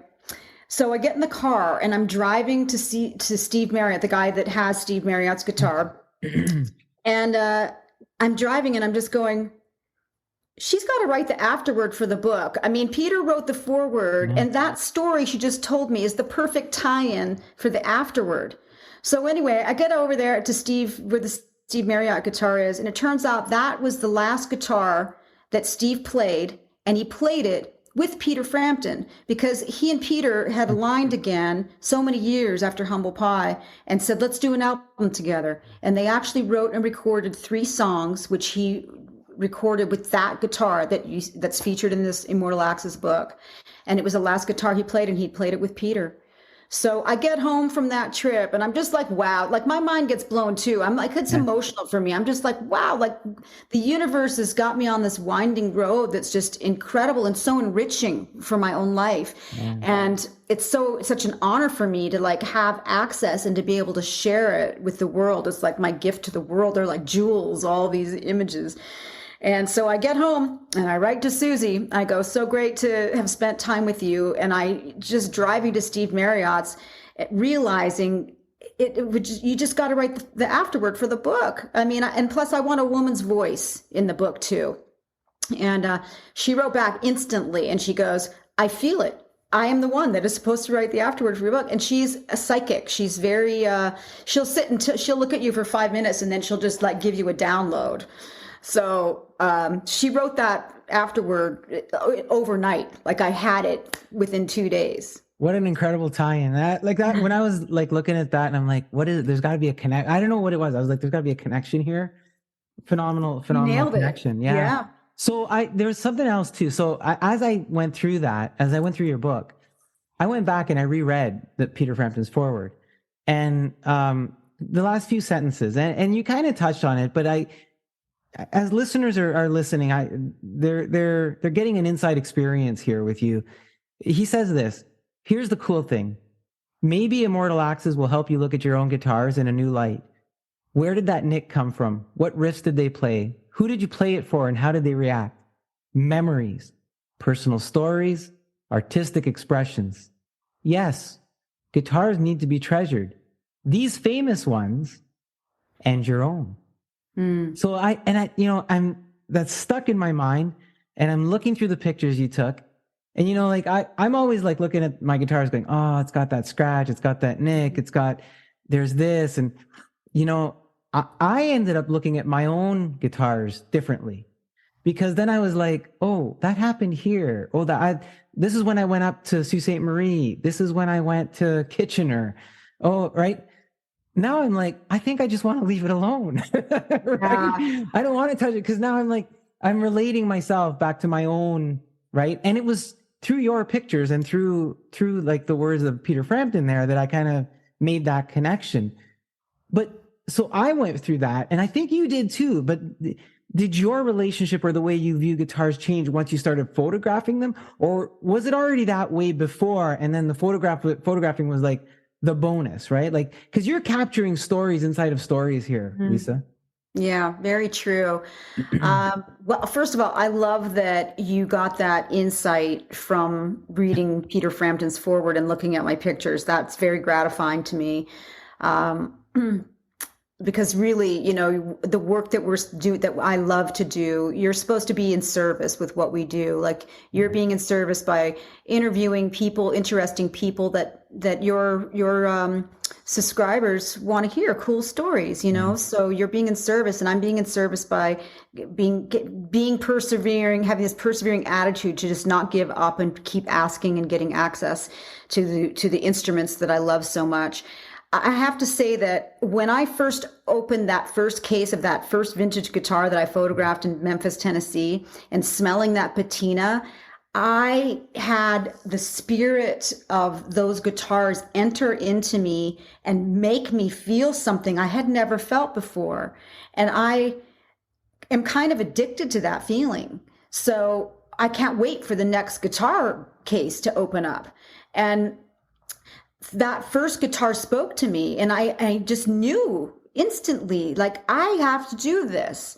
And when I got to New York, it's like, I got to photograph famous ones. I got my practice down now on these beautiful vintage instruments, but now I got to photograph something that somebody really wants to see because it's owned by Les Paul or by Ben Harper or Ace Frehley or Rick Nielsen or Aldo Nova or, anybody. I mean, that you love their music. Jimmy Page. I mean, you get to see the double neck Stairway to Heaven guitar with all the nicks and scratches on it, and he's not taken his off. I mean, that's exactly takes him to that place where, the guitar fell over and the neck broke off because someone accidentally pushed him, and that someone that accidentally pushed him was Neil Young. You have all those stories wrapped into one. So yeah, these guitars are layered with stories, and you see that with the stickers that artists put on them. Right. And you see in this book, Dimebag Darrell, his Dean from Hell guitar that's got the lightning bolts all over the front, but you never get to see the backs of guitars. And in my book, you do. You flip that Dean from Hell over, and you see how he has his truss rod springs set, and you see all the buckle rash on the back of that guitar, and you get to see the belt buckle that made those scratches, which was his Kiss belt buckle that he wore for years because he's a huge Kiss fan. And the guitar's photographed on his Kiss pinball machine. So, you made me think of something too, Lisa. You're. I'm supposed to be pulling stuff out of you, and you're pulling stuff out of me. The memory of opening the case, right, and the guitar and the smell. I hope if my friend is listening, I hope he doesn't get offended. I tell this story, but I was visiting a friend one time, and he says, "I don't really play my guitar anymore. I was thinking about you. Do you want it?" And I said, yeah, okay, sure. Right. It's a Takamine guitar, acoustic. And so he pulls this thing out and it's in the case, and the case is just pretty banged up, like really banged up. And I open the guitar, and what comes out of it is like smoke, heavy smoke. Like it had been in a smokehouse. Right? So, but I'm looking at this guitar and I'm thinking to myself, the guitar is like talking to me going, please take me and let's go. Right. It hangs like out in my living room here in our basement area. I have, guitar hooks, and it's one of the guitars that hangs on the wall.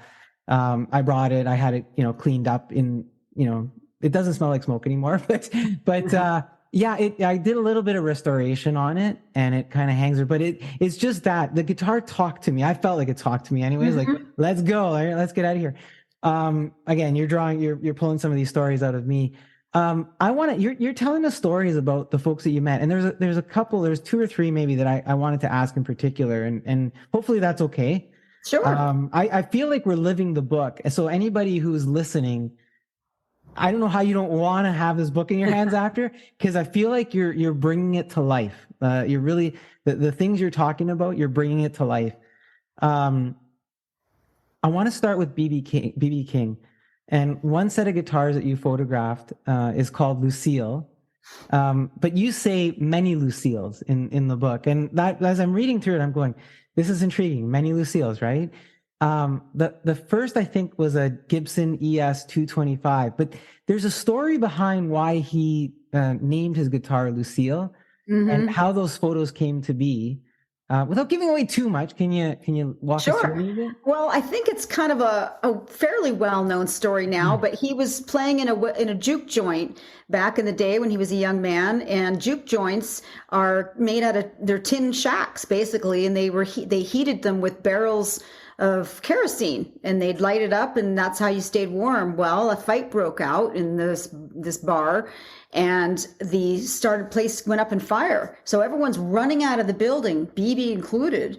And he realizes once he got out of the building, oh man, I left my guitar in there. So he goes back in grabs his guitar, and he runs back out and realizes what he just did, was like dumb. And so he goes, what happened here? And they found out that this fight broke out over a woman named Lucille. So he named the guitar Lucille to remind himself never to do something so dumb again. And so I think it's kind of interesting that people started naming their guitars, a lot of them after women, including yourself. You know what? Yeah, I did, right? Unsuspectingly, but yeah, right. Yeah.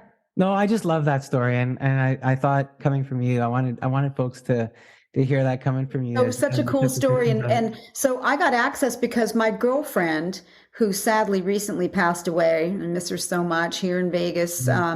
She lived a couple doors down from BB, and she'd go knock on his door and bring him a cherry pie every now and then. And his daughter, Patty, would answer the door. So she got to know Patty a little bit, and then she introduced me to Patty.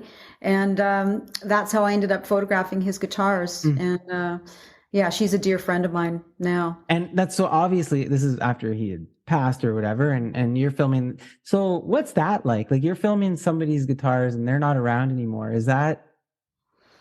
You're sad. Like, I photographed John Lennon's guitar too, his J160E that was famous for the bed-in that he and Yoko used in Montreal and in Amsterdam.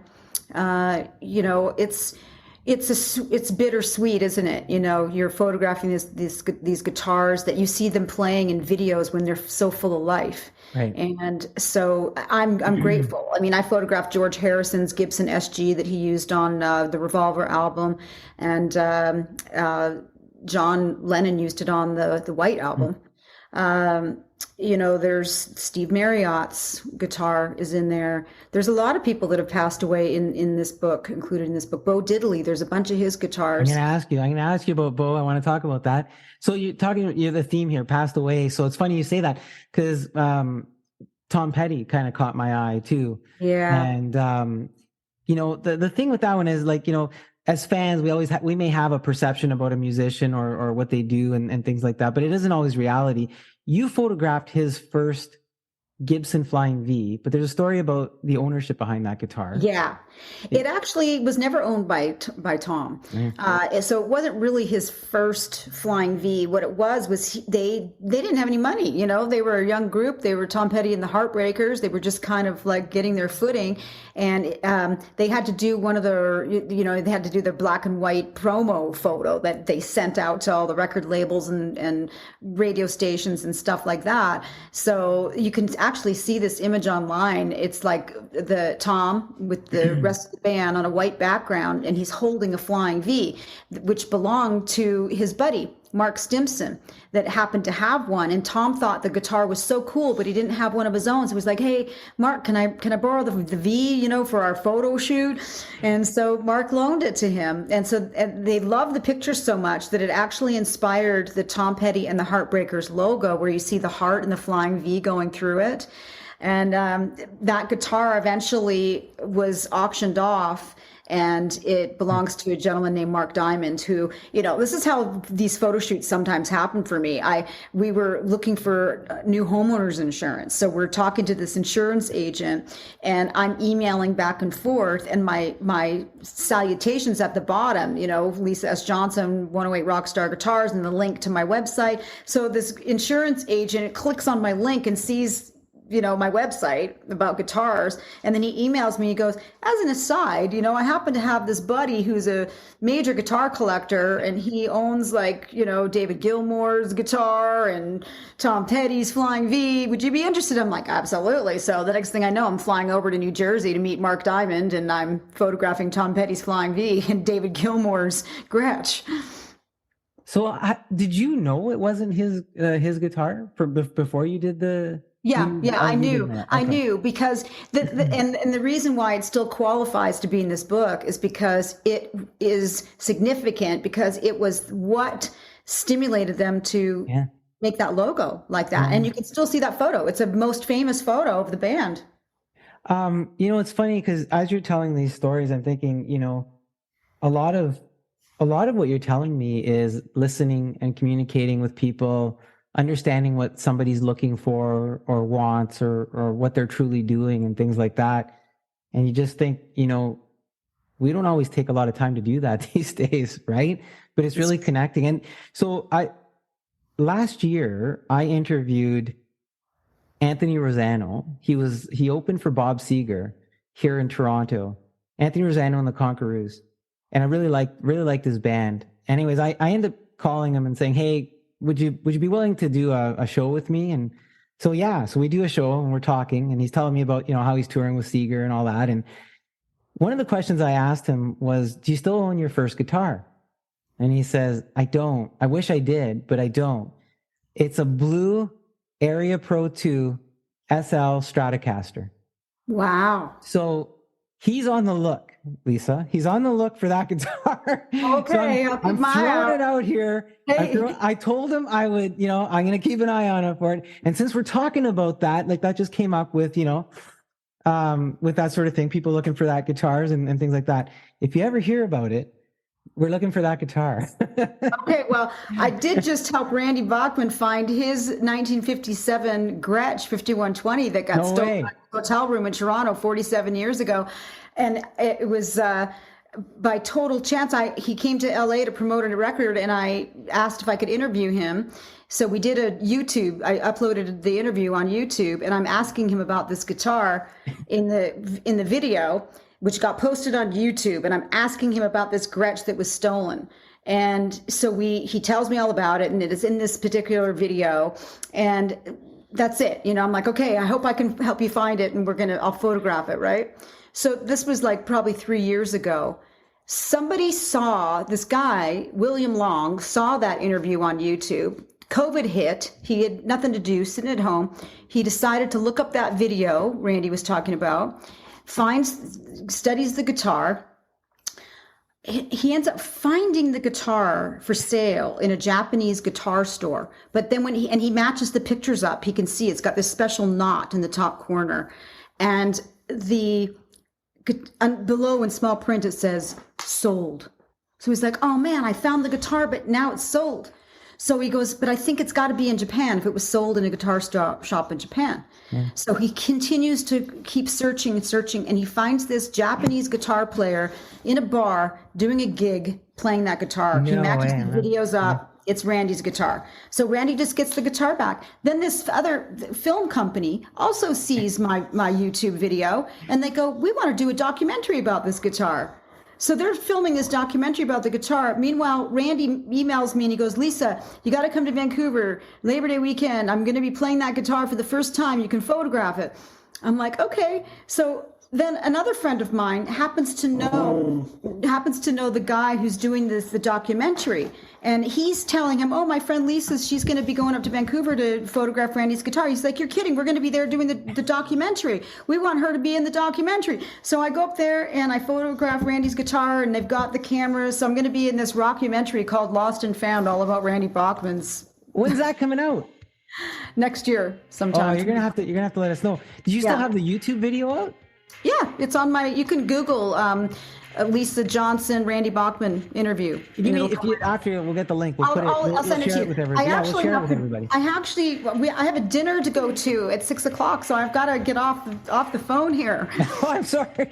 We have to do a part 2.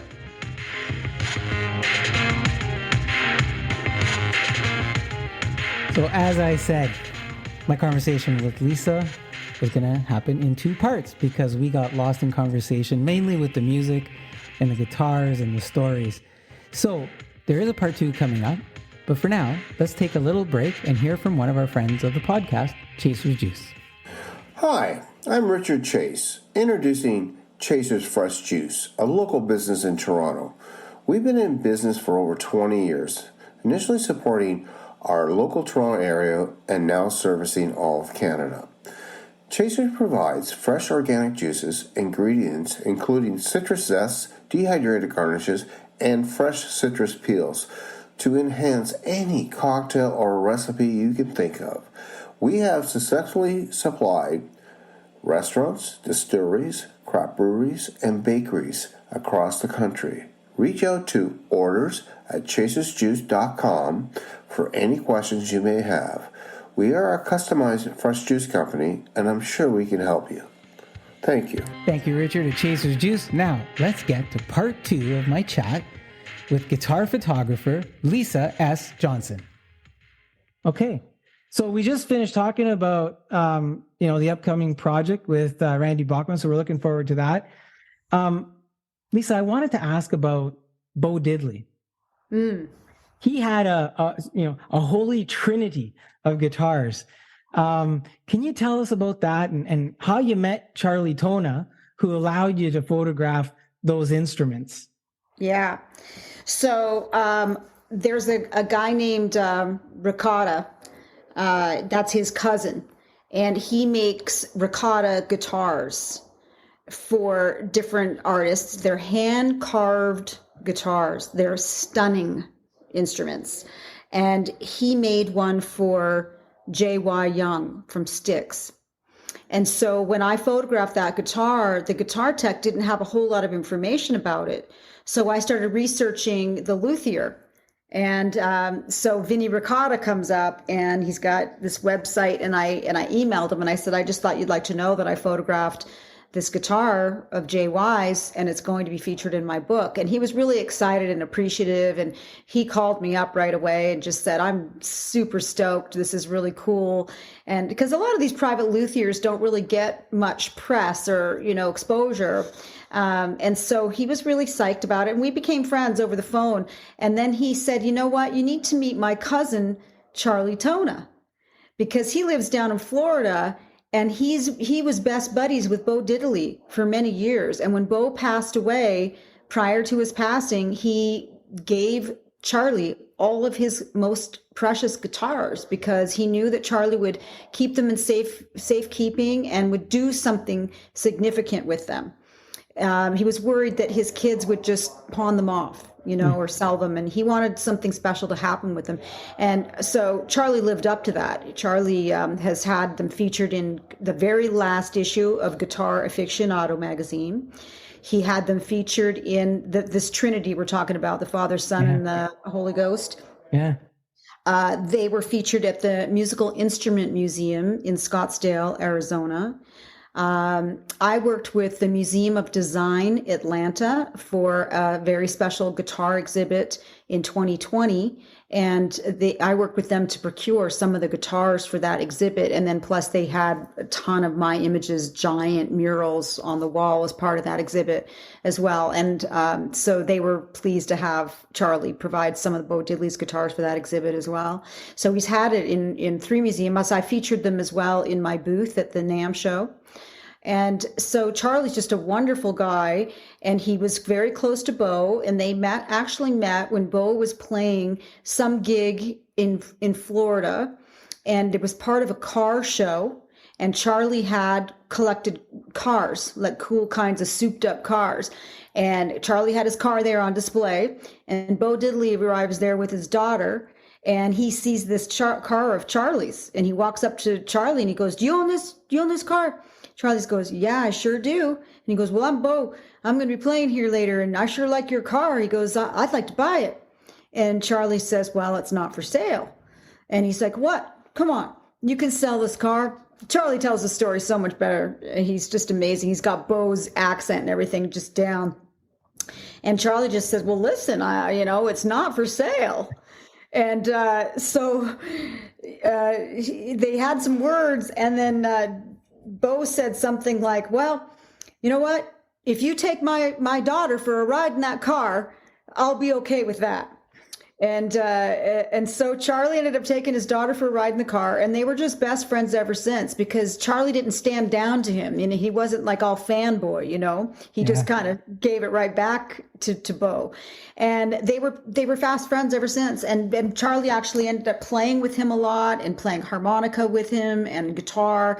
And they ended up building some guitars together. So Bo loved to hand make guitars. And in my book, Immortal Axes, you'll see the very first handmade guitar that Bo ever made, and that was provided to me through Guitar Hard Rock International. And I went to New York City and photographed it there, along with Tony Iommi's Monkey Gibson SG and Malcolm Young's Back in Black Gretsch that he used on that tour. But Bo's was like an extra bonus, because I'd already photographed these guitars of Bo's that are all featured in Immortal Axes, including his another handmade guitar called the Get Drum. And it's this very odd shaped guitar made out of wood. It's heavy. And he built into the wood a MIDI player. See, back in those days, Bo was probably the very first one to innovate that. Like, Bo was super smart. He knew what he wanted. He wanted to be able to sit and play guitar and be the whole band. Because you're in Gainesville, you're like, there's no other, you need to be able to make all the money, so he wanted to be able to have all the sounds incorporated in that guitar. So he called it the Get Drum. And he actually meant to say guitar drum, but he misspelled it. And so he wrote right on the guitar, GET for guitar instead of GIT. He wrote GET-drum. So it was his guitar drum guitar. And it's very odd shape. So that guitar is called The Father. It was the first one that he did like that. So then he came up, he wanted to have another guitar. And so Charlie is also a luthier, just like his cousin Vinny Ricotta is. So Charlie makes beautiful guitars. And so Bo said, I want a guitar that's like my box shape, but I want a different kind of wood. And these are the kind of sounds I want.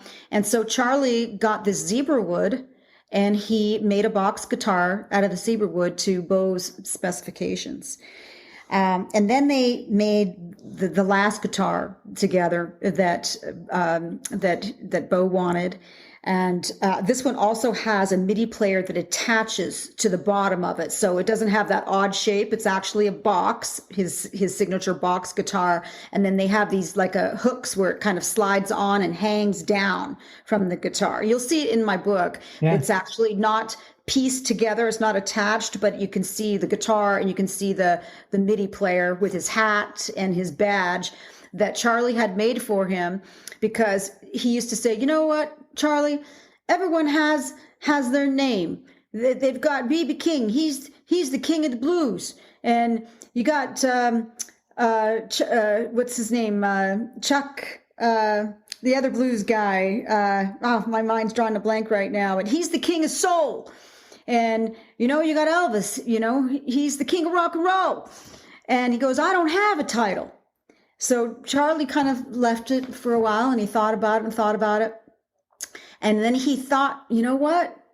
Bo is the DNA of rock and roll, because he is so innovative and he thinks up these little gadgets and whimsical things to do to his guitars. So we actually had a police badge made up that says on it the DNA of rock and roll, and it looks just like a police badge. And Bo would put it on the top of his cowboy hat. And there were only 2 ever made. One has number 1 on it, and that's Bo's, and the other one has number 2 on it, and that's Charlie's. So they were best buddies. So the third guitar that he made with the MIDI player was the Holy Grail, and they also named it the Bad Dude because it's badass. I mean, it looks badass and it plays badass. And we actually had that guitar hanging in my booth at NAMM a few years back, and tons of people got to sit and play it like it was in the NAMM. Really? So it was very special. Yeah. So that's the kind of guy Charlie Tona is, What a wild story. And just the catalog you have of the events inside your head. It's phenomenal. And you bring the pages to life. You referenced your book, Immortal Axes. And when you look at the pictures, you just bring everything that you spoke to, your pictures, bring this all to life. It's just phenomenally captured. Thank you. I continue to be myself a bit of a fan in terms of some of the stories that you have in there. The other one that caught my eye, the Aldo Nova pages. You say in your book, and I found this interesting, I pulled up to fellow Canadian Aldo Nova's home. And I like the fact, by the way, that you said fellow Canadian because you associated with Canada there. For sure. Home in Montreal, and knocked. Aldo greeted me at the door with his smiling blue eyes, and it was an immediate heart connection. We went into his recording studio where he sat down and played a song for me on his Marcotti Harpeggi, an exotic instrument that is a cross between a piano and a dulcimer. So first, I'm like, you just knocked on Aldo Nova's door. Was it that easy? Hey, Aldo, Lisa here. Are we gonna have people knocking on Aldo Nova's door here or what?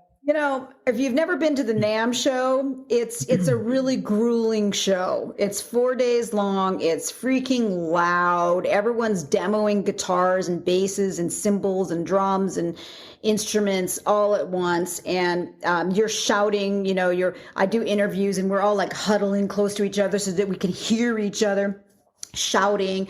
And you think to yourself, I don't know if I can do this again another year, But what happens is you end up meeting, even if you just meet like one cool person at NAMM, but it's always more. You meet like lots of cool people at NAMM, but you meet this one cool person who says, I can get you Aldo Nova's guitar.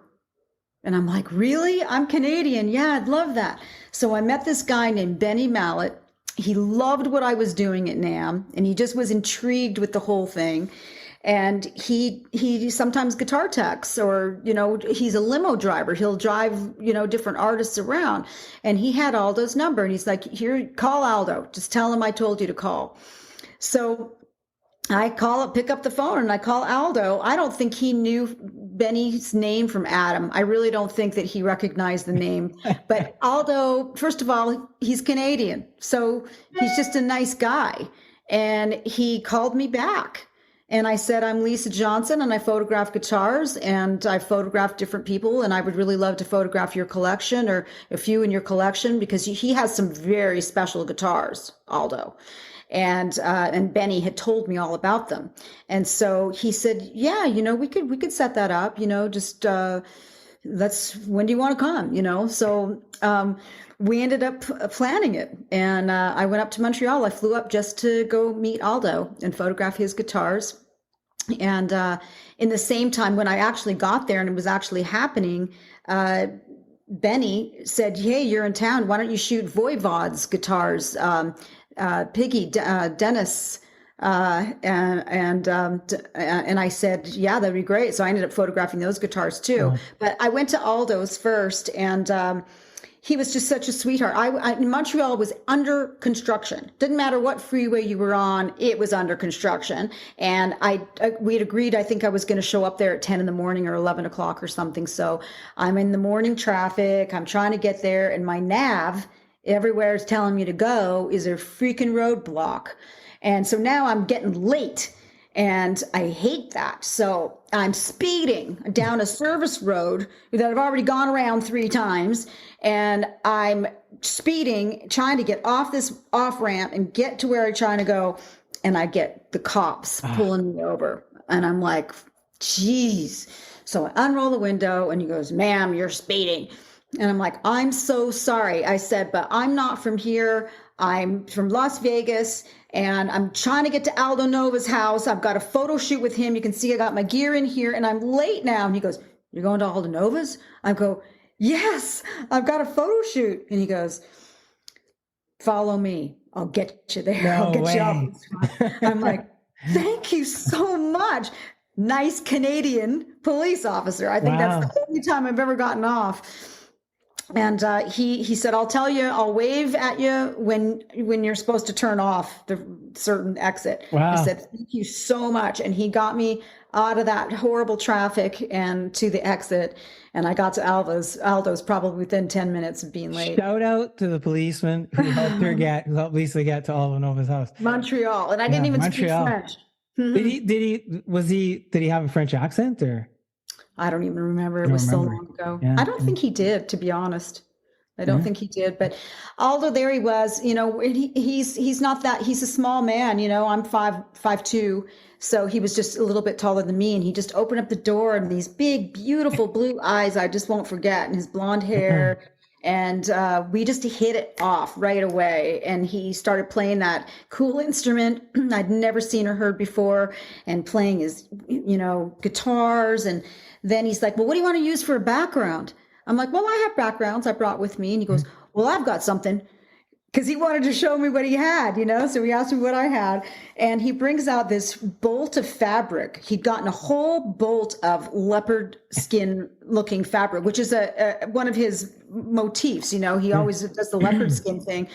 And I'm like, that's fantastic. So we laid out that whole bolt of fabric. It was massive amounts of fabric. And we laid his beautiful Liberatore guitars on it one by one and photographed them. So you also wrote, and sticking with Aldo Nova here, you wrote that Aldo's signature Les Paul is his favorite guitar, and one of only 12 that was made. Yeah. Now this is interesting. He has the first one, and Rick Nielsen of Cheap Trick owns the other 11. So according to Aldo, Rick keeps them in impeccable condition, and he rarely takes them out of the case. Why does he only have one, and why does Rick have the other 11? Because Aldo designed this guitar. It's got a Les Paul body, and it has an Explorer headstock, which was probably the first of its kind. That's not a regular guitar that Gibson makes. So it's very unique. And Rick found out about them probably through the Gibson factory, I'm guessing, and they only made 11. So Aldo got the first one. I mean, it was his design. It's his guitar. And I believe the serial number on it is 0001. And Rick wanted it. He wanted all of them. He wanted the whole collection. So, but Aldo's like, no, man, I'm not selling my number one. That's mine. So Rick got the other 10, and Aldo has the one. Yeah. That's wild. Mm-hmm. All right. So look, I'm actually those numbers were wrong. There's 12. So Rick has 11. And Rick has 11. And Aldo has one. Yeah. I'm going to shoot Rick an email and see if he'll sell me one. Good luck. So look, Lisa, there's so many tidbits in this book. I could keep on going on with you with all the questions, about all the different artists and the guitars you cover. But I want to know a couple of other things. I want to know if there was a guitar that you wanted to photograph or an artist, and maybe it just hasn't happened for one reason or another. And I know we talked about the Phoenix. We talked about that. but maybe something that you're still hoping to get, and why that guitar or why that artist, if it exists. Yeah. Well, there's two that are breaking my heart right now. Angus Young's Back in Black Gibson SG, I want in the worst way. I mean, AC/DC was the Back in Black tour was my third concert. I think I was 14. And I never looked back. I was that, and still, you know, whenever I turn on AC/DC, it's an electrifying thrill.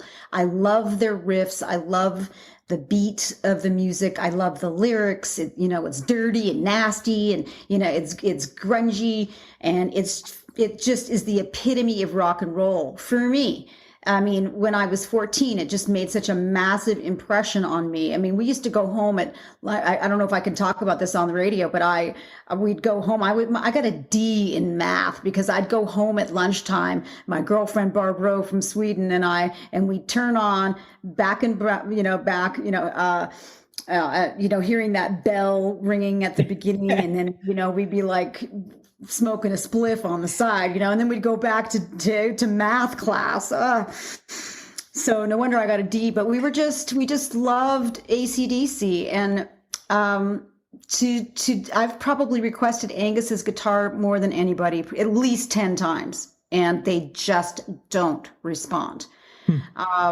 And so then I finally met somebody who is in Australia, who has a guitar store, and he got to know Angus's cousin, who eventually got a copy of my book. I sent two, one for the cousin, one for Angus, and he hand delivered it to Angus, and Angus said no, because he said it might conflict with another project. So that's my heart is the hit in my stomach about that. But who knows? I mean, maybe someday I'll go to Australia and I'll get a hold of the cousin, and the cousin will say, "Hey, Angus, Lisa's in town. Remember that chick with the book? Come on over."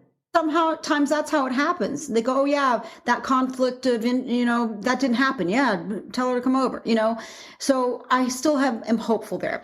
The other one is Mark Knopfler. I mean, Sultans of Swing is one of the all-time greatest guitar solos of all time for me, and Communique and Tunnel of Love and Making Movies and all those songs. I mean, they make me cry. I mean, they bring me back to summers in Penticton, BC, and hanging out with my friends, and also like my parents' divorce and feeling heartache, and your first loves too. I had my first boyfriends, serious boyfriends, and I just love Mark Knopfler's material, and I want that red Strat that he used on Sultans of Swing. And I don't even know if he still has it, probably he does, is my guess. And I even know my girlfriend is friends with Mark Knopfler's buddy's wife. Okay. So we get a book to her, and she actually knows the husband too. And he takes the book, he goes for tea with Mark, and he goes to they're into cars together and whatever.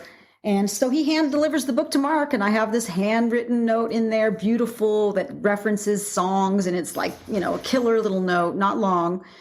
And nope, no response. And I followed up. I had my publicist actually follow up for shooting for this book, and they said no. Not for Mark. Angus and Mark, if you're out there, you want to be part of this. You want to be part of Lisa's work. Yeah. Yeah. That would make my whole, I would be complete if I could have those two. But there's still more, there's still many more. Yeah. There's Stevie Ray Vaughan, there's Roy Buchanan. There's Adam Jones from Tool I would love to have. There's tons of country guys, Waylon Jennings, and I have Johnny Cash. I've got Willie Nelson's in this book. Yeah, Waylon Jennings would be really cool too. Yeah, Waylon would be amazing. Yeah. I don't have Bob Marley. There's still a lot to have.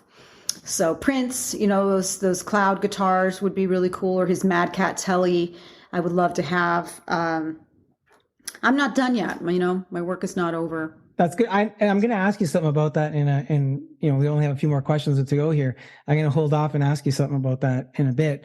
Do you have a favorite photo shoot of a guitar where it was your favorite, not just because of the guitar photos, but, and you know, you've shared with us some experiences and conversations, etc.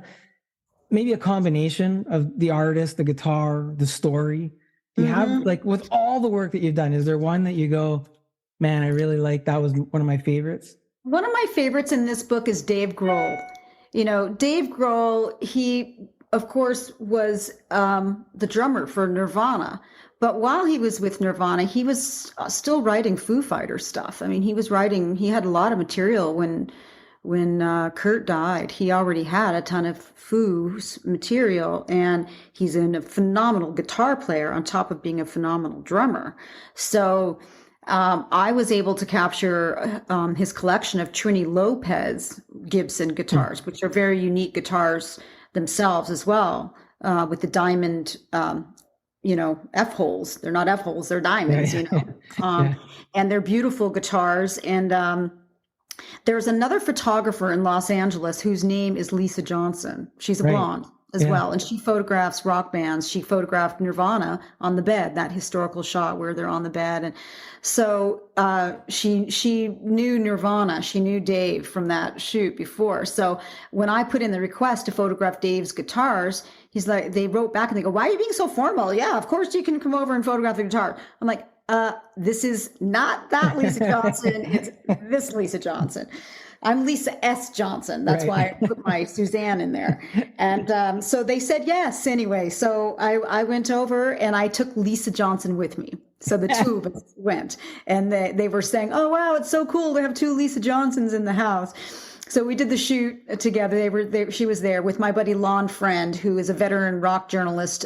He was the editor of Rip magazine back in the 80s, and he put every band on the cover, including Nirvana. And he hired Lisa Johnson to shoot that image of Nirvana on the bed. So he's the one who actually introduced me to Lisa Johnson, and we've since developed a friendship. And that's cool. The three of us were there doing that shoot, and I shot all the guitars in a circle and on these beautiful rugs.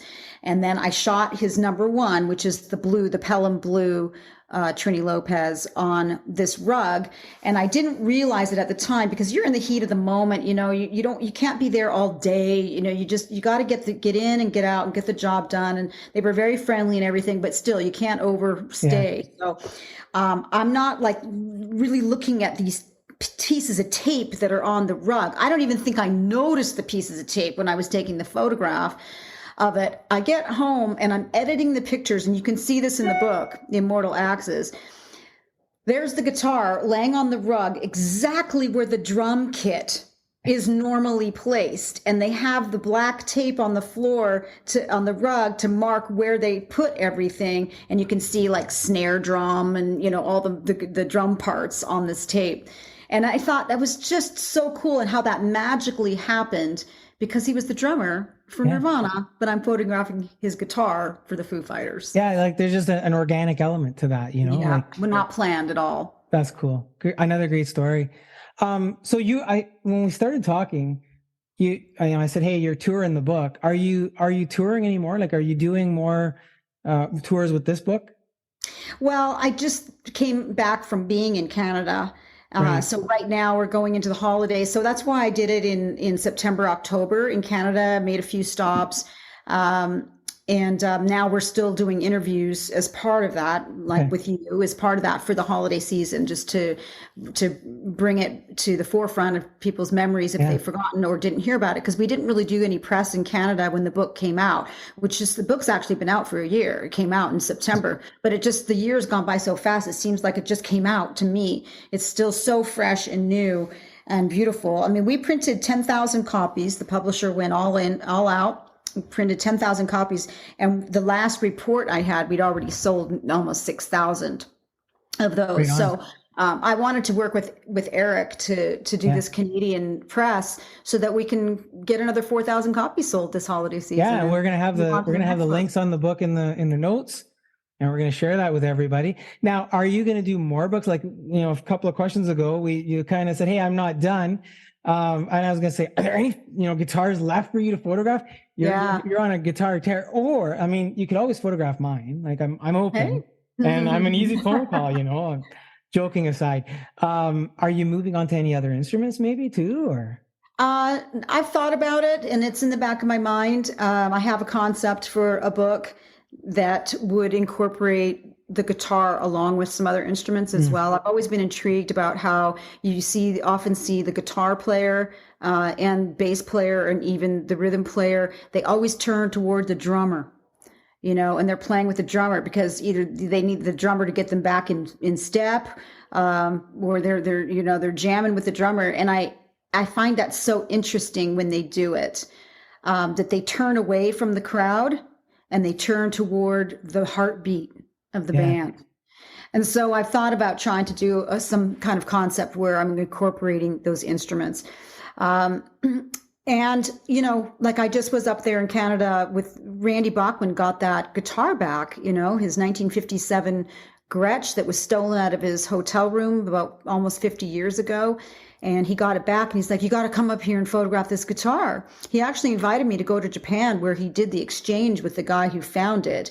And I already had another plan and I couldn't go to Japan. So he said, well, you come up to Labor Day weekend and I'm going to be playing that guitar for the first time because it's never leaving my house again unless I can hand carry it to the gig and back. So that was the case. So he was playing it and I went up there and photographed it. So that really is the first guitar shoot for the third book, whatever it's going to be. And then I'm working also with the Hard Rock International on some other gems like The Fool, Eric Clapton's The Fool that Todd Rundgren also had, and that amazing EB bass that Mountain had that they used, and some couple of Prince Cloud guitars and a Johnny Cash Guild that has the handwritten, he wrote in a Sharpie on the front, I Walk the Line chorus, and Bob Marley's 12 string is there, and a Jimi Hendrix burned up guitar, black Strat is there, and Kirk Hammett's Ouija board Fender is there. I mean, there's gems. A little parlor guitar, Washburn, that Jimi Hendrix used on the opening riff of All Along the Watchtower is there. So, I've got access, so I'm going to keep going. Awesome. So we got more coming from Lisa S. Johnson on the books. Lisa, is there anything that you'd like to leave us? I've bombarded you with questions and stories. Is there anything else you'd like to leave us with? Oh, you've asked me so many good questions. It's really been enjoyable chatting with you. Just, if you're looking for a nice holiday gift that's for the guitar lover in your life or some music lover in your life, just go to Amazon.ca. In Canada, it's available online on Amazon. And if anyone would like to have a specially signed book, then just send me a direct message on my Instagram account or Facebook account. And I have these custom made little stickers that have the book cover art, which is a skull that's embellished with all kinds of guitar motifs, Gibson SG, and the eyes are the diamond inlay from the Gibson guitar headstock. And there's the nose is an upside down flying V. And it's really cool to just stare at the book cover for a while to see what's beautiful. in there. It's a beautiful book cover, by the way. Beautiful. And it's got gold leaf on the front, so it sparkles gold and silver. So it's really kind of sparkly and it looks beautiful. So I have these cool little signature plates that I made that have the book cover art on it. And then there's a little white block where I can sign my name. So I can write to Joe, Lisa S. Johnson on there. So if you just send me a direct message, I'd be happy to send you one of those signed signature plates along with a custom guitar pick that I include. And my social media is at LSJ Rock Photos. That's my Instagram. LSJ, like Lisa Suzanne Johnson, LSJ Rock Photos. That's my Instagram. You can send me a direct message there. And also Facebook as well is the same, LSJ Rock Photos, or 108 Rockstar Guitars. It'll come up either way. I will make sure that all of that is in the podcast notes as well, Lisa, and we're gonna share that with everybody. Thank you so much for chatting with us about your book, Immortal Axes, sharing some of your personal experiences with the artists who own them, their friends, their family members who may have shared them with you. I will have all of your contact information in the podcast notes so you can look at getting your own copy of Immortal Axes. Thank you so much, Lisa. Thank you, Guido. Such a pleasure talking to you. I hope I get to meet you in person one day in Toronto. For sure. Me too. What a great segment with Lisa S. Johnson and her book, Immortal Axes. Now, let's get to some music and Jazz Robertson with Hurricane. I'm running out of places I know we're safe to hide. He's in and out in phases, can't seem to make up his mind. Each time I think I'm healing, he's back to be a friend. This pattern's gonna break me, can't go through this all again. Don't look, react, he's only waiting for it. I won't go back, I've come too far to risk it. I'm boarding all the windows, climbing up to higher ground. His hurricane won't hit me this time, he's the one that'll drown. No room for sympathy, you'll end up in his arms. I'm finally breaking free, riding the eye of the storm. 1 forward, 2 feet backwards, he pulls me in again. Keep losing all my traction, fighting feelings, all regret. He's broken, lost and lonely, but that's not mine to fix. I've gotta get my head right, slipping into old mistakes. Don't look, react, he's only waiting for it. I won't go back, I've come too far to risk it. I'm boarding all the windows, climbing up to higher ground. His hurricane won't hit me this time, he's the one that'll drown. No room for sympathy, you'll end up in his arms. I'm finally breaking free. Heartbreaking, I'm shaking, losing my balance again. Don't chase it, I know where this will all end. It's broken, I've chosen, won't let myself just forget. One moment is all it takes to regret. I'm boarding all the windows, climbing up to higher ground. His hurricane won't hit me this time, he's the one that'll drown. No room for sympathy, you'll end up in his arms. I'm finally breaking free, riding the eye of the storm. I'm boarding all the windows, climbing up to higher ground. His hurricane won't hit me this time, he's the one that'll drown. All out of sympathy, won't end up in his arms. I'm finally breaking free, riding the eye of the storm.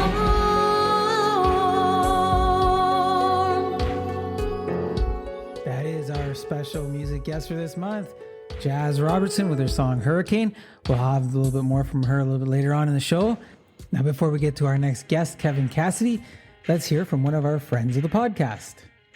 Recipes at My Table is a work of family, love of food, and sharing of stories. The stories keep the memories alive and make every day a party in my kitchen. Join me for the sharing of traditional Italian recipes and so much more. Visit me at www.recipesatmytable.com. I would like to welcome to the show the man behind some of the most daring, stupendous, wild, dangerous, and exciting scenes you've seen on the big screen. You've cheered him in movies like The Longest Yard, Black Panther, Avengers, Captain America, Guardians of the Galaxy, and many more. He talks stunts in life in his new book, Falling Down to Find Myself. Here with us today is Kevin Cassidy. Kevin, welcome to the Monthly Social. How you doing? Doing good. Thanks for having me. Hey, I'm glad to have you here. I'm so excited. The book is an exciting series of tales and ups and downs, and so I'm excited for the audience to hear that too. The good news here, look, I'm not going to ask you to do any stunts. It might be hard on Zoom, right? But I want to establish some foundations, right? I always like to say, hey, where are you from? Where'd you grow up? And I think you were born in Long Island, New York. You spent a decade there, and then you headed to North Carolina. So tell us a little bit about growing up New York and then transition to Carolina. Well, I've done a lot in a short period of time. My mom was born and raised in Queens. Dad born and raised in Brooklyn. All my uncles were Irish, Italian cops in the city. We moved to Long Island when I was born with all my cousins. Everyone was in Queens and Brooklyn, so a lot of time in the city. And then at 10 years old, we moved to Charlotte, North Carolina, farm town back then, and a little bit of a culture shock. So I like to say I'm I'm a Northerner raised in the South, so I'm a little more patient New Yorker, maybe. I'm a hybrid because I was raised by, New Yorkers, and I lived a decade there and I had a foundation there. And when I moved down, I was going through speech therapy, and I was, had issues with that. But randomly, I'm the only person that picked up the Southern accent. And like the first year, I went from talking like this, get out of here, move over, to how y'all doing? It hit me. I was only 10. We would go back for holidays, and they wouldn't let me eat inside. Let the redneck outside. What are you doing in here? So it was definitely a bit of a culture shock, but all in good fun with my family. So yeah, I gotta, and I don't want to get anybody angry who's listening. I don't mean anything by this, but you threw in Irish, Italian, and then patient. And I don't know if those three things go together. That's what the South helped me with that. Yeah. Calmed you down, slowed everything down. Listen, talking about growing up, and you didn't waste any time in your new book, Falling Down to Find Myself, talking about a birth defect. And you just said, hey, I did some speech therapy and whatnot. That determined the determination of that defect was, I believe, a cleft palate. What made you start there in the book? I mean, you're right off the bat, like you're establishing trust with the readers right off the get-go. Yeah, I mean, I think it's really good to be vulnerable. You can hey, here's a book about I was Stuntman. That's really cool. You can just be on the surface of that. That's not going to help anybody. So I'm calling it a philosophical memoir. It's the story of my life, and my life starts there. And a lot of things I dealt with my birth defect and all the surgeries and speech impediment and all that, it kind of made me who I am, and it helped build the foundation of my confidence to end up going to Hollywood, and then at the end of the day, leaving Hollywood to be a family man, and kind of really establish, a core of who I am, which is that's where you got to start, right? If you're writing a book. Yeah, and that's as I was starting to read, I just made that instant connection, right? Because then I started thinking of all the things that, hey, I'm not perfect in these other ways, and do I approach life this way? Was I ready to expose some of my own disabilities or my vulnerabilities, right? So I just thought that was an interesting place to start, and if other readers experience what I did, they're going to get drawn into it. I was curious, was it hard to overcome being born with a cleft palate in terms of, I mean, you're right now, I look at you and you go, a lot of self-confidence, all the things you did. But at the time, were you treated differently by others? You made a reference in the book to, I don't know if you got called this, a rat boy. Is the birth defect one of the things that contributes to finding yourself? It is. A lot of people, you see Marcus Aurelius or these old Stoic philosophers, like, if you don't go through hardships, you never know who you are. And luckily, I went through hardships in the day I was born. So went through the teasing and the bullying, and my nickname in junior high was Rat Boy. Some people didn't even know my real name. They just called me Rat Boy because I only had 2 teeth in the front and a mushed down nose, and it wasn't all completely negative. I learned to answer to it, and some people are like, oh, I didn't even think that was bad. I'm sorry. Years later, so it ended up being. I think I'm lucky that it was never a transition for me. I was from day one on the earth. I had a birth defect. I had surgeries. I battled it. So I didn't know anything different.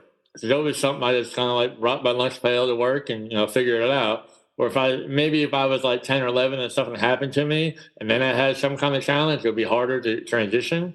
But because it was always there, it was always something I dealt with. It was always something I couldn't hide from. It was literally on my face and how I talked. There was no kind of pretend you're not that. So I had to tackle it head on, and doing that, you laugh or cry or figure out a way to be happy. And again, since day one, that was my, on my to-do list. So I kind of got past that and got some emotional hurdles earlier in life than other people, still battle with today, that I was able to cross off and deal with at a young age. Did you, as a young boy, did you question it? Like, did you go, you say, well, I didn't have a transition. You always just dealt with it from day one. Did you question it? Yeah, you always, and that's part of adolescence. You're always questioning everything. You're trying to find out where the line is, or even if you're not having a birth defect or a speech impediment, or just a normal, 12-year-old kid. Does this girl like me? Does she not like me? Is that guy cool? You're always finding out where the line is, and that's part of adolescence. I just had another level of where the line was. So you question it a little bit, but I said it wasn't my whole day. I wasn't always bullied. I wasn't always teased. It was always there a little bit. It was always, Right. but it was maybe 25% of every one of my day. And then the rest of the day, I had good friends. I played sports, and Right my on. parents never. To this day, my mom still. I never knew you were getting bullied. Like, Mom, I didn't have a face. I came home with black eyes every day. Not every day. And she, I had no idea. I'm like, well, pros and cons. So she never gave me any. Never treated me any different. Held me to a higher standard. There was no currency in being a victim or pitying yourself. Figure it out, and you can be happy or sad. You want to be happy. So, but you question it a little bit. But yeah, I was a very good athlete, and I had physical outlets. I played football, and even getting in fights, and I was a typical guy. I didn't even get that out.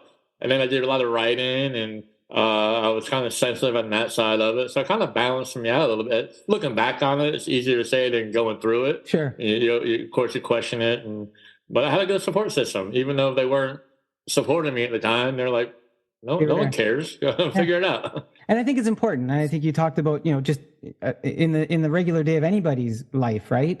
How things are, but I think it's important for kids to hear that and to be able to relate to that. And you talked about, hey, wouldn't mind getting in a fight or anything like that, but you find yourself, I'm gonna fast forward a little bit here. You find yourself at LRU, you're 19 years old, you're on a scholarship, you're playing baseball and football. Like you said, hey, I'm athletic, right? I got these other skills and talents. You have an incident with your coach, and your coach threatens to take away your scholarship as the two of you battle over, I guess, the results of a lost game.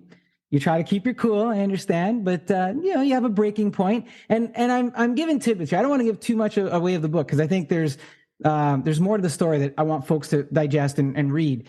But given that conflict, and what does Kevin today tell 19-year-old Kevin when it comes to the confrontation, or maybe any confrontation?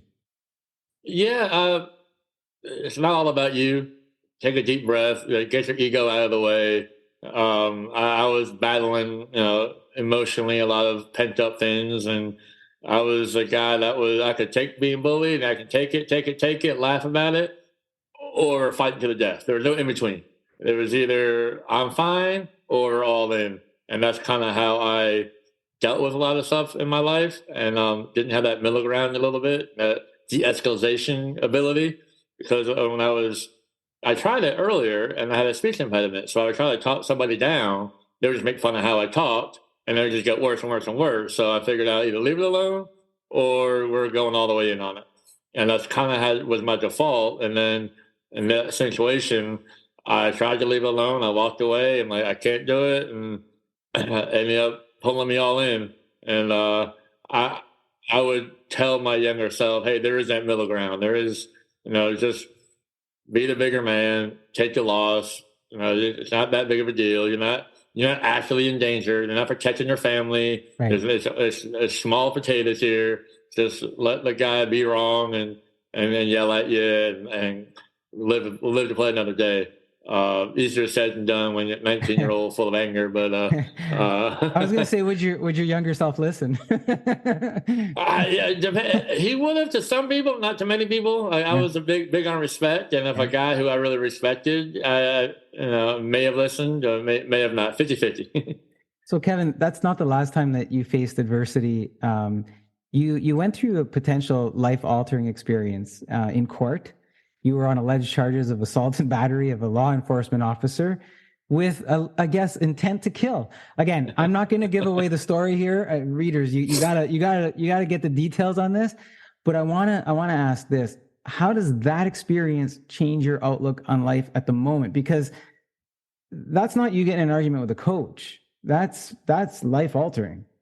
Yeah, and I said to this day, if I walk out of a building and I see two good friends of mine getting choked out and in trouble, I'm going to help them. I don't regret. I regret the first situation. I could have handled it better, but the second situation, I don't know if I react any different. I have the ability to help some people in the physical altercation, and I was just pushing and separating, and so my physical actions, I still stand behind, But what it taught me and what you pull back from it is, life could change in the drop of a hat. I mean, can't take anything for granted. And when it does change, you have another choice to make. Okay, this is your new life. They slammed the jail cell on me, and you're going to be here for 5 years. You're facing 25 to life. You're not going to see any. Best case, 5 years you're here. And I'm in college. I mean, I guess this is my new life. Deal with it. Or deal with it. No option. You're in a jail cell. There's nothing but time. And so luckily I wasn't there for 5 years. Had I been, maybe my mentality would have shifted, but I was able to come out with a renewed sense of self after that, because you really just have a lot of internal reflection time. And when you're sitting in a jail cell thinking you'll be there for a while. Is it silly of me to ask if you were scared? No, yeah, I was scared. I was scared of the unknown, scared of confused. I was very confused at first. And I was in the E block, which is what the hardened criminals were, but it was jail, not prison. So people still had something to lose. So these people were like awaiting their sentences, awaiting there's all the murder and stuff like that in there, but they still had hope that they weren't going to prison. Right. So it wasn't as, as a TV show. It was still pretty rough. It was still pretty scary, environment, but it wasn't as scary as like movies you would see. I'm a big guy and people kind of, leave me alone a little bit, but it was confusing, scary, lonely. And by the time the confusion wore off, then the scary kind of, I was more confused and scared at first, which was probably good. And then by the time the confusion wore off, I had been there for 3-4 days and I kind of got to lay the land and was able to not be as scared. But yeah, for sure. Folks, folks got to read the conclusion of that and just the transition of that good part of the book. We explored some experiences now where you've overcome health and you've overcome some life challenges. At some point, you go, I'm going to be a stuntman. What brings you to that point? What event? I say I fell into it, right? I played a little bit of minor league baseball. I was lucky enough to still sign the contract to play low-level minor league ball. After that, I went to a teacher in Baltimore and followed my passion for mentorships and teaching, and I was going to do that. And we saw a sport on TV called slam ball. It was like full contact basketball with trampolines. It was on TV for a couple of years. It was super legit. The Pat Croce, who owned the Philadelphia 76ers, was the owner of the league. Like Shaq was one of our commentators. Kobe Bryant's dad was one of our coaches. Xavier McDaniel, NBA All-Star player, was one of our coaches. So it's a pretty legit, league. And I live in Baltimore. One of my best friends from Philly, and they have a nationwide tryout for it. They're like, hey, next weekend we're going to Philly to try out for that slam ball sport we've been watching. I'm like, what? We're not doing that. All my family's in Philly. We're going to Philly for the weekend. So we kind of went as a goof to try out. And my buddy went to Temple. The tryout was at Temple's University's gym, basketball court. And I made it. I got invited to LA for the next round of the tryout. And I was a teacher at the time. So I told my principal, hey, listen, I'm not burning this bridge. I got a good job. I love my students. But here's what's in front of me. I can go to LA for this tryout. I can get cut any day, come home, or I can make it and be there for 3-4 months. But I'm not going to burn that. Oh, you always have a job here. So long story longer, I went to LA and made that team, made that league, played slam ball, was on TV, met some people who were stunt people in that world, was looking for something to do in between while the next year of slam ball was going to come. That never ended up happening. And slept on some couches, had no money. And I went to another tryout for the movie The Longest Yard with some connections I had from guys with slam ball, and shouldn't have made that team either. Somehow I just kept not getting cut, and I made it into that movie, got my SAG card, and learned a lot about the ins and outs of movies and stunt work and what to do, where to go. Made a lot of money doing this movie, met Adam Sandler and all these famous people. I'm going to ride this wave as long as it takes, and I'll go back to Baltimore and teach. Figured it'd be another year. 18 years later, I'm looking for an escape out of that world. So Longest Yard was your breakout? It was my first movie, yeah. Yeah, you talked about sleeping on couches. In your book, you wrote, I arrived in Baltimore penniless, homeless, and jobless. I was like, whoa, right? After you make it as a stuntman, and you just said, hey, started making some money, made a lot of money. You're obviously in a different place now, too. When you look back at that moment where you said, I'm penniless, homeless, and jobless, did you think at that point, did you think I'm going to persevere? I'm going to make it out of this? And did you think then, that you'd be where you got to? I never really doubted I would always figure it out. I had my degree. I could always go back to teaching. I could do baseball camps and baseball lessons. I had all these different business plans, and a lot of that stuff was on hold while I was waiting for Slam Ball to call me back. So I couldn't just start that because I would have to leave it again. So that penniless, homeless, I was in a limbo where I can't really pursue anything else while I wait for this. And when push came to shove, okay, I got to get a job. I'll go back to teaching. I'll start a baseball camp. I always knew, always had confidence that I'd figure it out and I'll be all right. Meaning I'd probably make 50 grand a year and have a little crappy apartment and be happy the rest of my life. I was completely content and that would have been great. But then we're going to LA, and then the first movie, you make some money, put it in the bank, and then you don't work again for like 4 or 5 months. There's none of a movie. You have to figure out, it's all word of mouth. It's all reputation based. There's no agents, no manager. You got to figure that game out. So then I was in LA, and that money ran out, and I was bartending, bouncing, doing private baseball lessons, back to penniless. But I had a home, I had an apartment this time at least, until I grinded out to the stunt world. And you see that though, like, okay, this stunt guy I know, he makes $500,000 a year. Okay, I can get there. I see the path there. It was a little cleaner than I could see, when I was in Baltimore. If I start this business or whatever, so it was easier. Oh man, if I can get there, I'm just as good as he is. That'd be pretty cool if I made that much money. Again, wasn't all money motivated. I like the job. I like the career. I've been just as happy back in Baltimore teaching, living in an apartment probably, but had a pretty good run. So it's interesting because you gave me a lot there, and you answered some questions I was going to ask anyways, which I'm glad, right? Because you put you put it all together for me. Because I was going to say to you, well, how hard was it for you to break into the industry? And at first you kind of made it sound like, well, yeah, this thing happened, and I knew a couple of people, and boom, but not ever like it's just it was circumstantial, right? Like it wasn't a plan, and it just happened, right? Can anyone be a stuntman? And when I ask you this question, can anyone be a stuntman? There's a physical part and there's other parts to this. Can anyone be a stuntman, or do you have to have a certain mindset?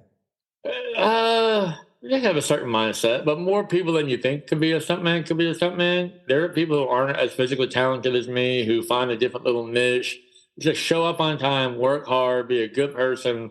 That whole character is really huge in the stunt community because again, it's all word of mouth. It's all start from scratch and get one job, do a good job, get another job. Be honest with your abilities. Hey, can you do a backflip on a motorcycle? Nope. Call somebody else. Can't do that. If I say yes, I got to show up tomorrow and do it. And guess what? I'm gonna kill myself and nobody wins. and I'm gonna burn my reputation and everything. So if you start slow and you put in the time and energy and you keep showing up in a positive way and build your skills, you might not be the doubling the main guy in Marvel, but you'll be the guy, the military guy who comes in for a week and gets blown up and gets another job. And you can make a career out of it if you just keep showing up in a positive way. But to be like a super high-end established main guy, you got to bring a lot of talent with you as well. Has it changed a little bit? Now, you said earlier, well, look, this industry, there were no agents. You kind of had to make your way. Has it started to change a little bit? No, that's still the same. It's all word of mouth world. What's changed is I was a throwback. I was a jack of all trades, master of none. I was really good at football, baseball, basketball. I'm a good athlete. I learned how to do fights. I can learn everything to a pretty high level, and then you kind of peak with it. I'm a really good car driver with stunts. But there are guys who grew up driving cars with NASCAR parents. They're way better. They grew up drifting when they were 10. I'm never going to get that good. I'm a good fighter, but I'm never going to be as good as Jackie Chan or these guys who that's what their specialty was coming into the business.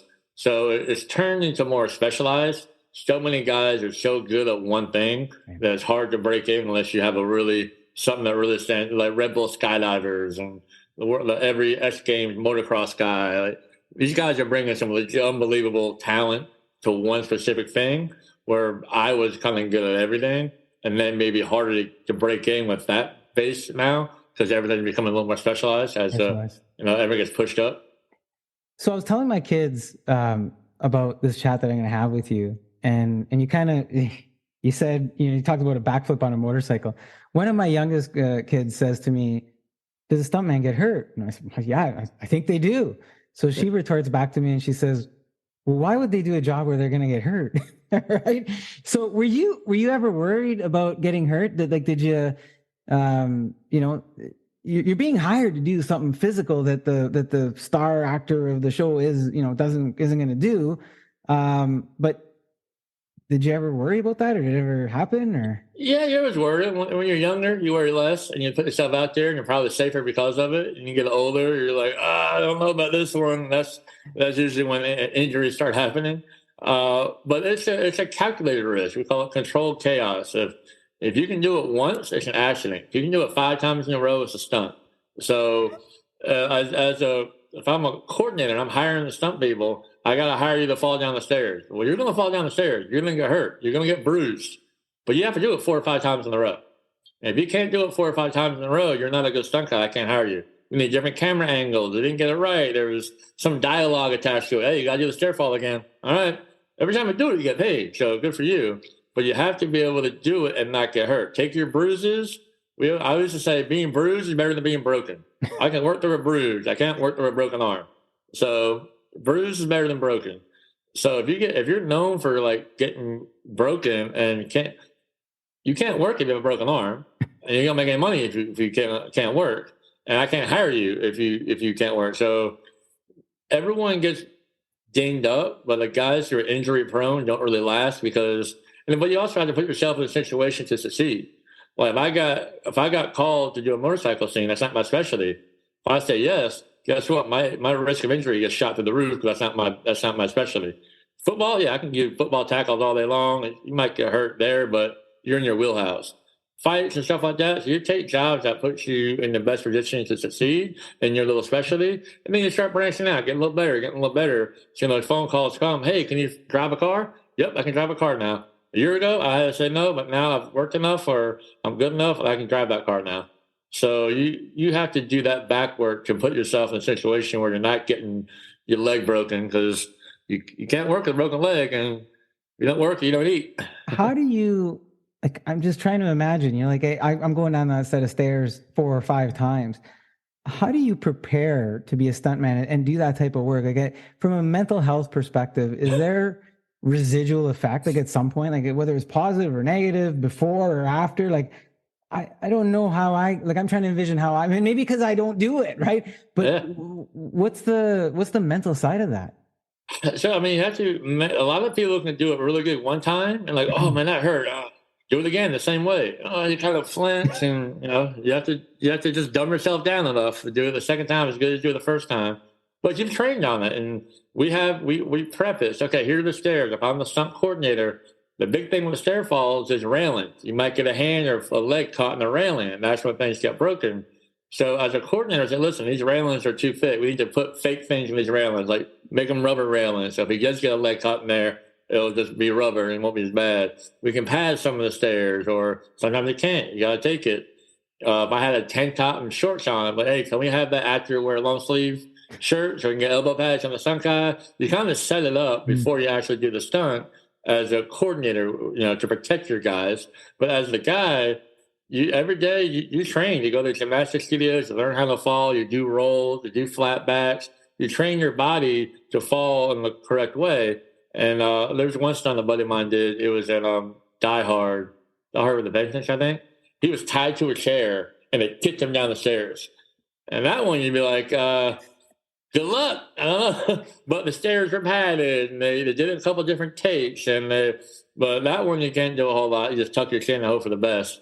But other ones, you put yourself in a position to roll right, to keep your eye open, and be able to do it 3 or 4 more times. So there's a physical preparation, a mental preparation, and you work with a team, a coordinator, a special effects guy. Hey, can we only we'll do the first part, then we'll cut to the bottom part because there's 90 stairs. We're not doing a 90 stair fall. You don't have time for that. So we'll do a little bit, and we'll put pads, we'll catch them, then we'll do the end. We'll do 2 different shots. It'll look great on film. Everyone's happy. Yeah. So it's a team that kind of builds around the best scenario to put you in the best situation and not get hurt. But then at the end of the day, you got to run down the stairs, jump down the stairs. This is when folks hear this show, this is an audio show, and we're seeing each other right now because this is how we record it. But I'm turtling here, folks. Like, as he's telling me, the guy with the tied to the chair and some of this, I'm cringing and turtling, and you can't see that. But I don't think I could do it. So, yeah, not for everybody for sure. You've been on some iconic movie sets doing this type of work. Was there ever a stunt that you had to do that for yourself didn't go as planned, or where you suffered an unexpected injury? And what happened? How'd you come back from that, or what was the result? There's a couple that one's a pretty fun story that I thought I put myself in the situation to see, and I just completely ruined the shot. It cost a movie of millions of dollars, a lot of money. Didn't get hurt, but probably should have got hurt. Got knocked out, woke up and did it again. So I guess kind of getting hurt. But and then there's another one where I was doubling a guy, and they're doing a sword fight, and normal, just kind of like athletic stunts up my alley. And then they had a horse scene where I had to do stuff with horses, which is not up my alley. And I had to do a sword fight with a guy on a horse, and the horse was behind me. If I would have fallen off, I would have got trampled. And there's so many variables that are out of my control. That was the most nervous I've been, because I'm not a horse guy. Everyone on the horse was a professional rodeo. They hire the right guys for the right job, but I'm in the middle of it. I hope you guys don't trample me doing the sword fight stuff. So that was scary when a lot of the variables are out of your control for me. And when the variables are in my control, it's up to me. I got to figure it out, put myself in the best situation, which is what I thought I did in that movie, The Dark Knight Rises, but I ended up ruining the whole shot. So does coming back from a stunt injury, is it relatable to one of your earlier life experiences? Do you apply the same logic, same determination? A little bit. I think at the core, deep down, it's probably the same, internal function that gets you through it. But, different tangible variables when you're there. So sometimes the injury could be like, it was my fault. I definitely shouldn't have done this. I had my arm out. I knew better. My bad. Be better. I can't work for a while. It's pretty quick real world repercussions of, hey, you put your arm out when you shouldn't have. Now you broke your arm. Guess what? You can't work for 6 months. Good luck paying rent. So you're pretty motivated not to do that again. But other times, or it could be an accident, or it depends what the circumstances around the injury were. But it definitely helped you motivate to train a little harder, be a little more on your game, be a professional. It's controlled chaos. If you're just a cowboy, you're going to get hurt. You're not going to have a career. If you want to do this for a year and just have some cool stories, great. If you want to make it a career, you better switch your mindset to train right, put yourself in the right group, find the right coordinator is going to keep you safe. You might get a job and the guy goes, hey, fall down the stairs. Hey, did you test these stairs? Or the railings rubber? I don't know. You'll be all right. Next time you call me, I'm not taking that job because I don't trust how you run the set. And now you're technically my boss. So once you feel that out, it definitely motivates you. Injuries motivate you to get to that next level of, this is a career. Let's surround myself with the right group of guys that we can all build each other up. So some structure and some planning, similar to some of those other situations. Now, you used a couple of terms, Kevin, and just for education purposes, utility stunts and stunt double. What's the difference between those two things? And is one more involved, more dangerous? Do you have a preference in between the two? So it's all kind of your contract. So we're in the Screen Actors Guild. They give you a contract, and if your contract says you're a utility stunt person, that means you're able to play multiple roles. I could be a bad guy one day. I could be a SWAT team guy. I can be behind the camera. They can use me in any way in the stunt department. If you're a stunt double, that means you are this character. You are this actor's double. So back in the day when these contracts got written, and they're losing power every day, it's a whole other shady world with Screen Actors Guild and all that stuff. But so if I'm a stunt double, and you want my stunt double to also play another part, then the production saves money because there's one guy doing two jobs. So we don't want that. This guy has one job. If you want this guy, you got to hire somebody else to do that job. This guy can't do all the jobs. If you call him utility, he can do all the jobs. That's fine because that's what he's hired for. We can hire like 5 utility guys to go through the whole movie and keep filming, drive a car one day, fall off a building one day, do fight choreography one day, do nothing one day, train an actor one day, help with a budget breakdown.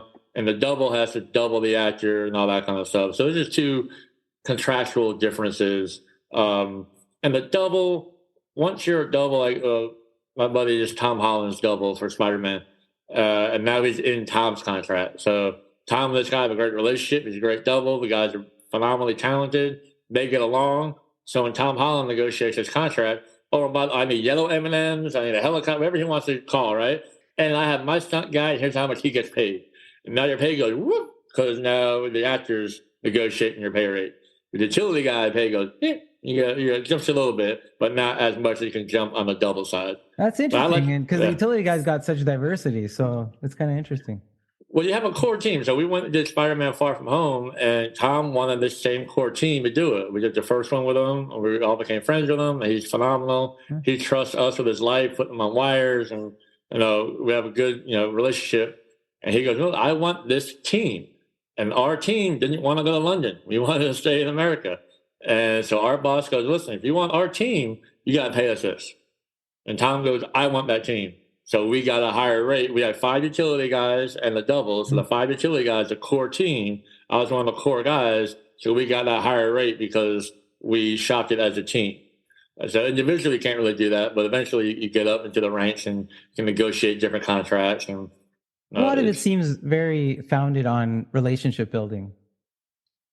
Absolutely. It's all word of mouth. It's all relationships. It's all...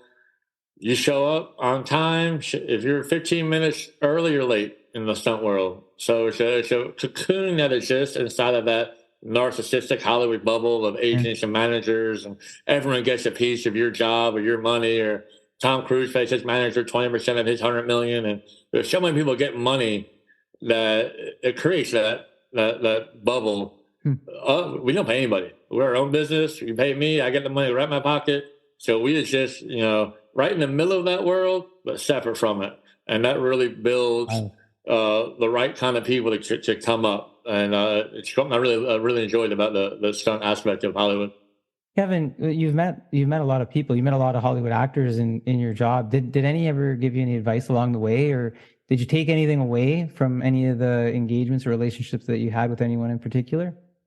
Yeah, so many. Like my first movie was The Longest Yard. And I was just spoiled. That movie was 100 big stars. They're all ex-athletes. We're all playing football together. We went to training camp together. There was really no big separation. We all went to dinner together. We hung out. Burt Reynolds went to Hollywood to be a stuntman. He fell into being an actor. That was his goal. So he loved the stunt guys. Sandler loves the stunt guys. And we're all the football guys. So got to know a lot of those guys at a deeper level, understanding where Sandler came from, his writing, his core group of guys. He always has in all his movies. They're just the highest quality people you've ever met, and doing a really good product, obviously, and talented at what they do. But they're just their overall mentality of how to tackle the business. Here's where you are. Stay grounded. Keep a good community around you. Don't surround yourself with these kind of people. And even if they don't say it directly, you kind of just through osmosis, you soak it in. Okay, all these guys are super successful. What do they have in common? Okay, not complicated. Find that, build that up with it. And then some of the young guys, some give you advice, some don't. But like the actors and some of the directors are great. Like, hey, you got what it takes, man. If you want to do this, here's what you have to do. So if you're a stunt guy, the stunt coordinator hires you. If you're a stunt coordinator, the director, producer hires you. So then you have to network with a whole different level of people. And you might not want to work for Michael Bay. That's not a great job. You get a lot of money, but you get yelled at all the time, and things are blowing up every day. It's pretty stressful. So, kind of roundabout way answer that question. But yeah, it's definitely, if it's not directly, here's some advice. You can kind of see the landscape and who does it the right way. Where do you want to be? Oh, that guy seems really happy and laid back and makes a lot of money. Let's do what he did. Bit of a indirect learning as well, I guess, is what it comes down to. Yeah, absolutely. You've trained some performers or actors as well, right? Like, yeah, it's part of the deal. Like when you do like Ant-Man, I was a bad guy in Ant-Man. I was a bad guy stunt double. I was in a yellow jacket suit. So everything in the supervillain suit was me getting beat up by Ant-Man the whole time. And the actor Corey Stoll, who played Cross and Yellow Jacket, we worked together to develop how this character would move, how the Yellow Jacket would jump, what kind of punches he would throw, what's his fight style. And so we created all of that. So I'm in a dojo with him every day with a fight choreographer, training him how we think he should move. And he gives me, as the actor, he gives me opinion. I think he should be more arrogant. Okay, cool. We'll tweak it here. And So even the motion of acting, even the supervillain suit has to fit how the actor would do it. So there's a lot of one-on-one time teaching that guy how to throw a punch. Because if you can throw a punch pretty good, it makes my job a little bit easier. I don't have to redo everything. Some people can, some people can't. Some people are very passionate about that side of it.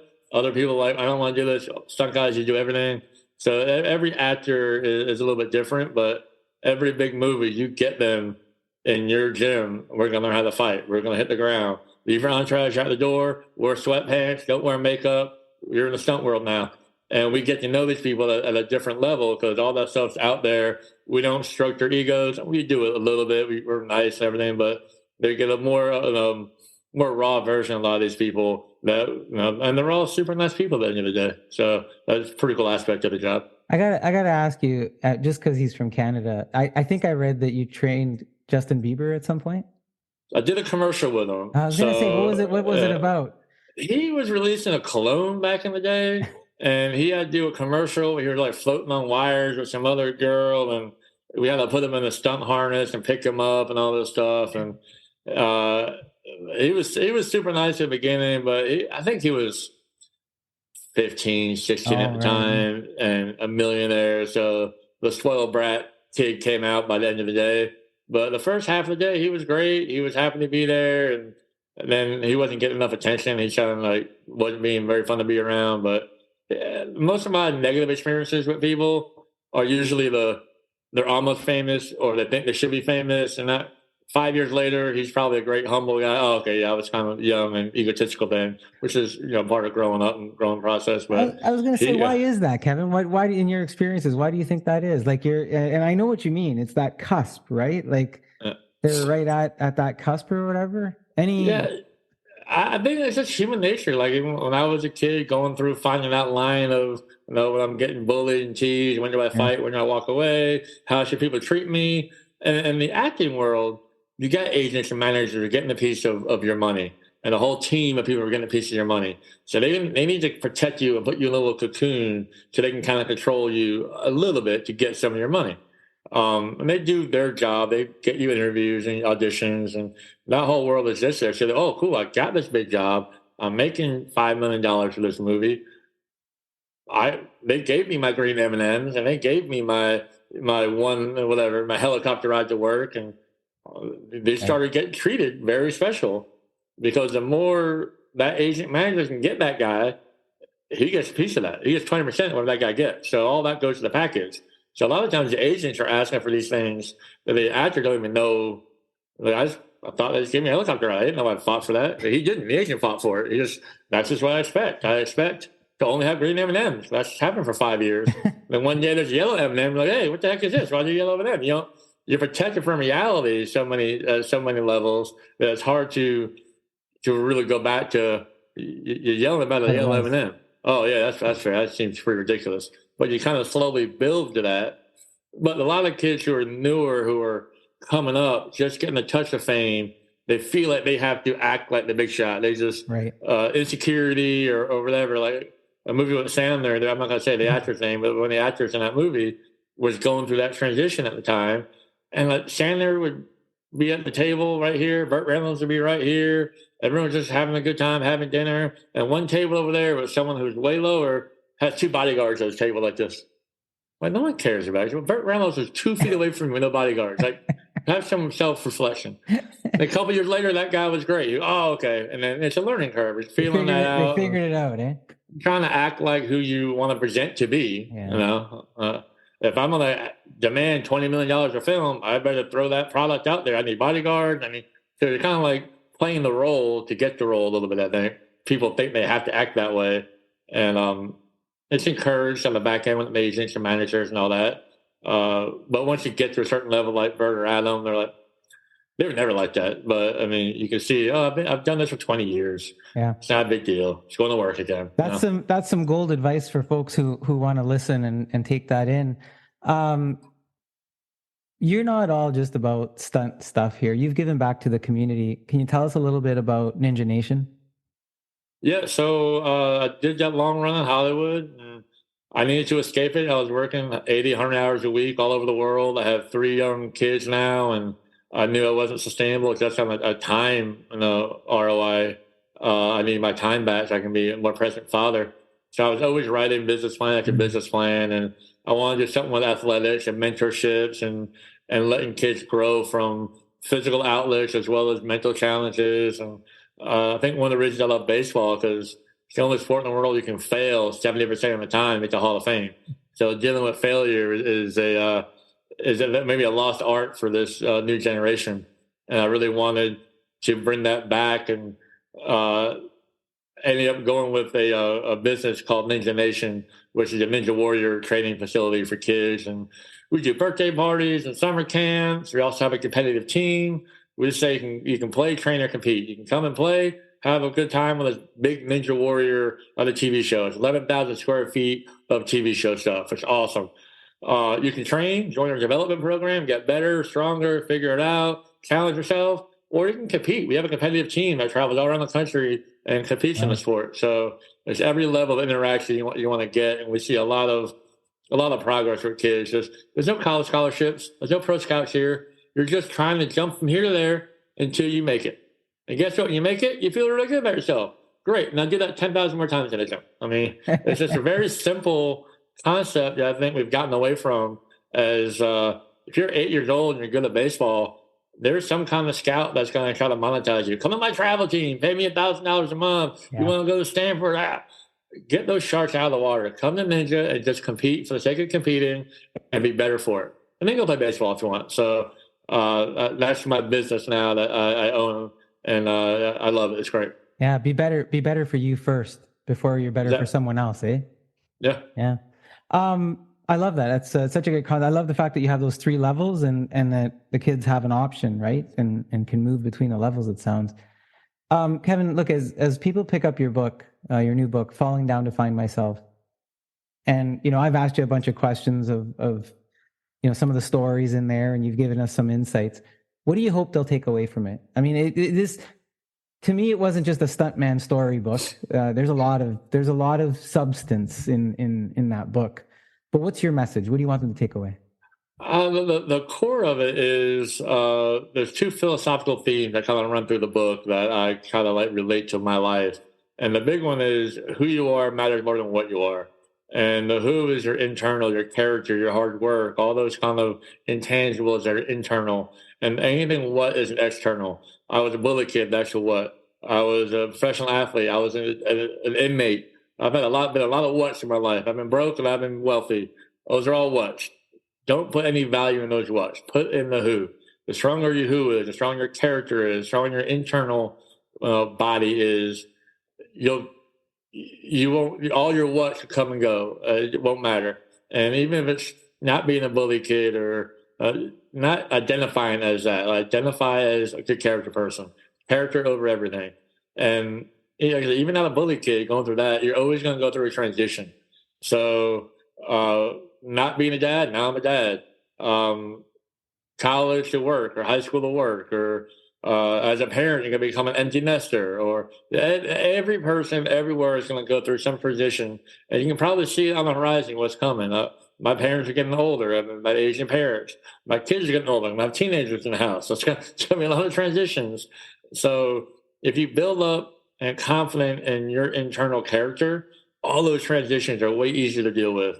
And I was lucky enough to be bullied and born with birth defect and all that to build that up at such a young age. I was able to, let's go to Hollywood, figure it out. If it doesn't work, I'll do something else. Even to the point where, I'm in Hollywood. I'm making a lot of money. I'm hanging out with famous actors. I can leave that just as easy as I could leave being a bully kid.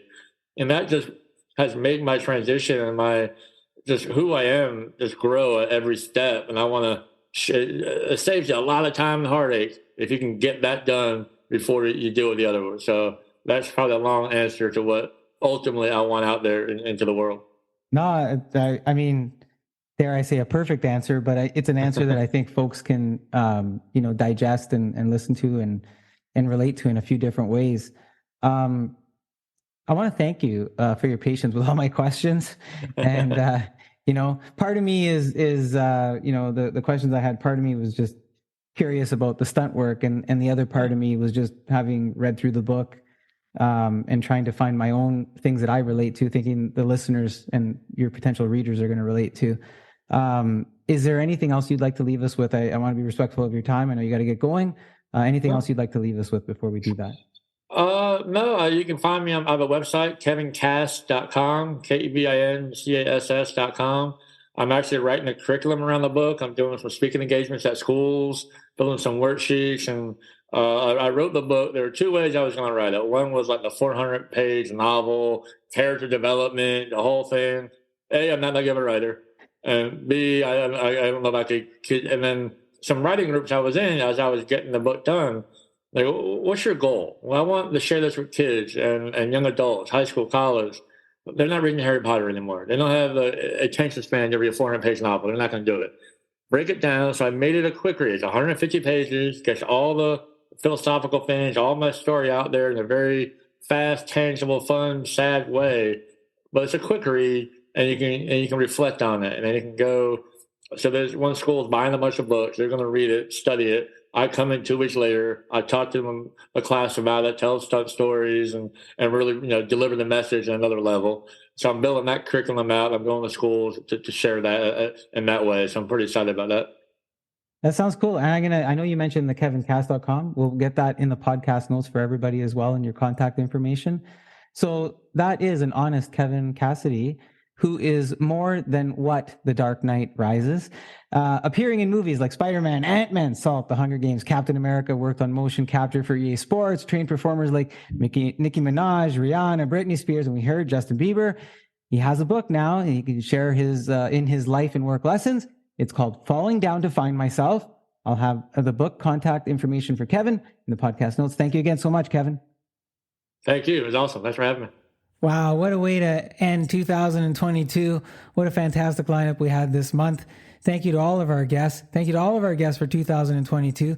Thank you to all of our listeners in 2022. Hope you're coming back in 2023. I want to wish everybody a happy holiday, a Merry Christmas. Celebrate the way that you celebrate. Be safe, have fun. Now let's have Jazz Robertson take us out with her song, It Ain't Me, taking us into the new year. Take care, everybody. Here's Jazz Robertson. Kinda feels like maybe it's a game to you, watching me break down. I tried so hard to turn into the person you need. Somehow convinced myself I could give you life if I bleed. But I don't think I should have to explain myself or justify the things that I need. I've seen the way you turn your whole world upside down when something's your priority, and it ain't me. It ain't me. It ain't me. No, it ain't me. It ain't me. Knight in shining armor rescued me from me in my time of doubt. Guess you got your fix of dopamine, 'cause you bailed out next time that I fell. I don't think I should have to explain myself, hoping maybe you'll agree that I've seen the way you turn your whole world upside down when something's your priority, and it ain't me. It ain't me. It ain't me. No, it ain't me. It ain't me.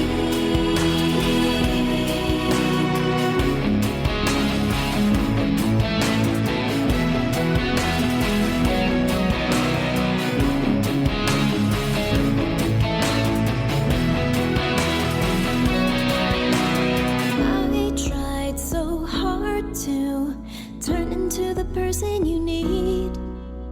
Somehow convinced myself I could give you life if I bleed. But I don't think I should have to explain myself or justify the things that I need. I've seen the way you turn your whole world upside down when something's your priority, and it ain't me. It ain't me. It ain't me. No, it ain't me. No, it ain't me.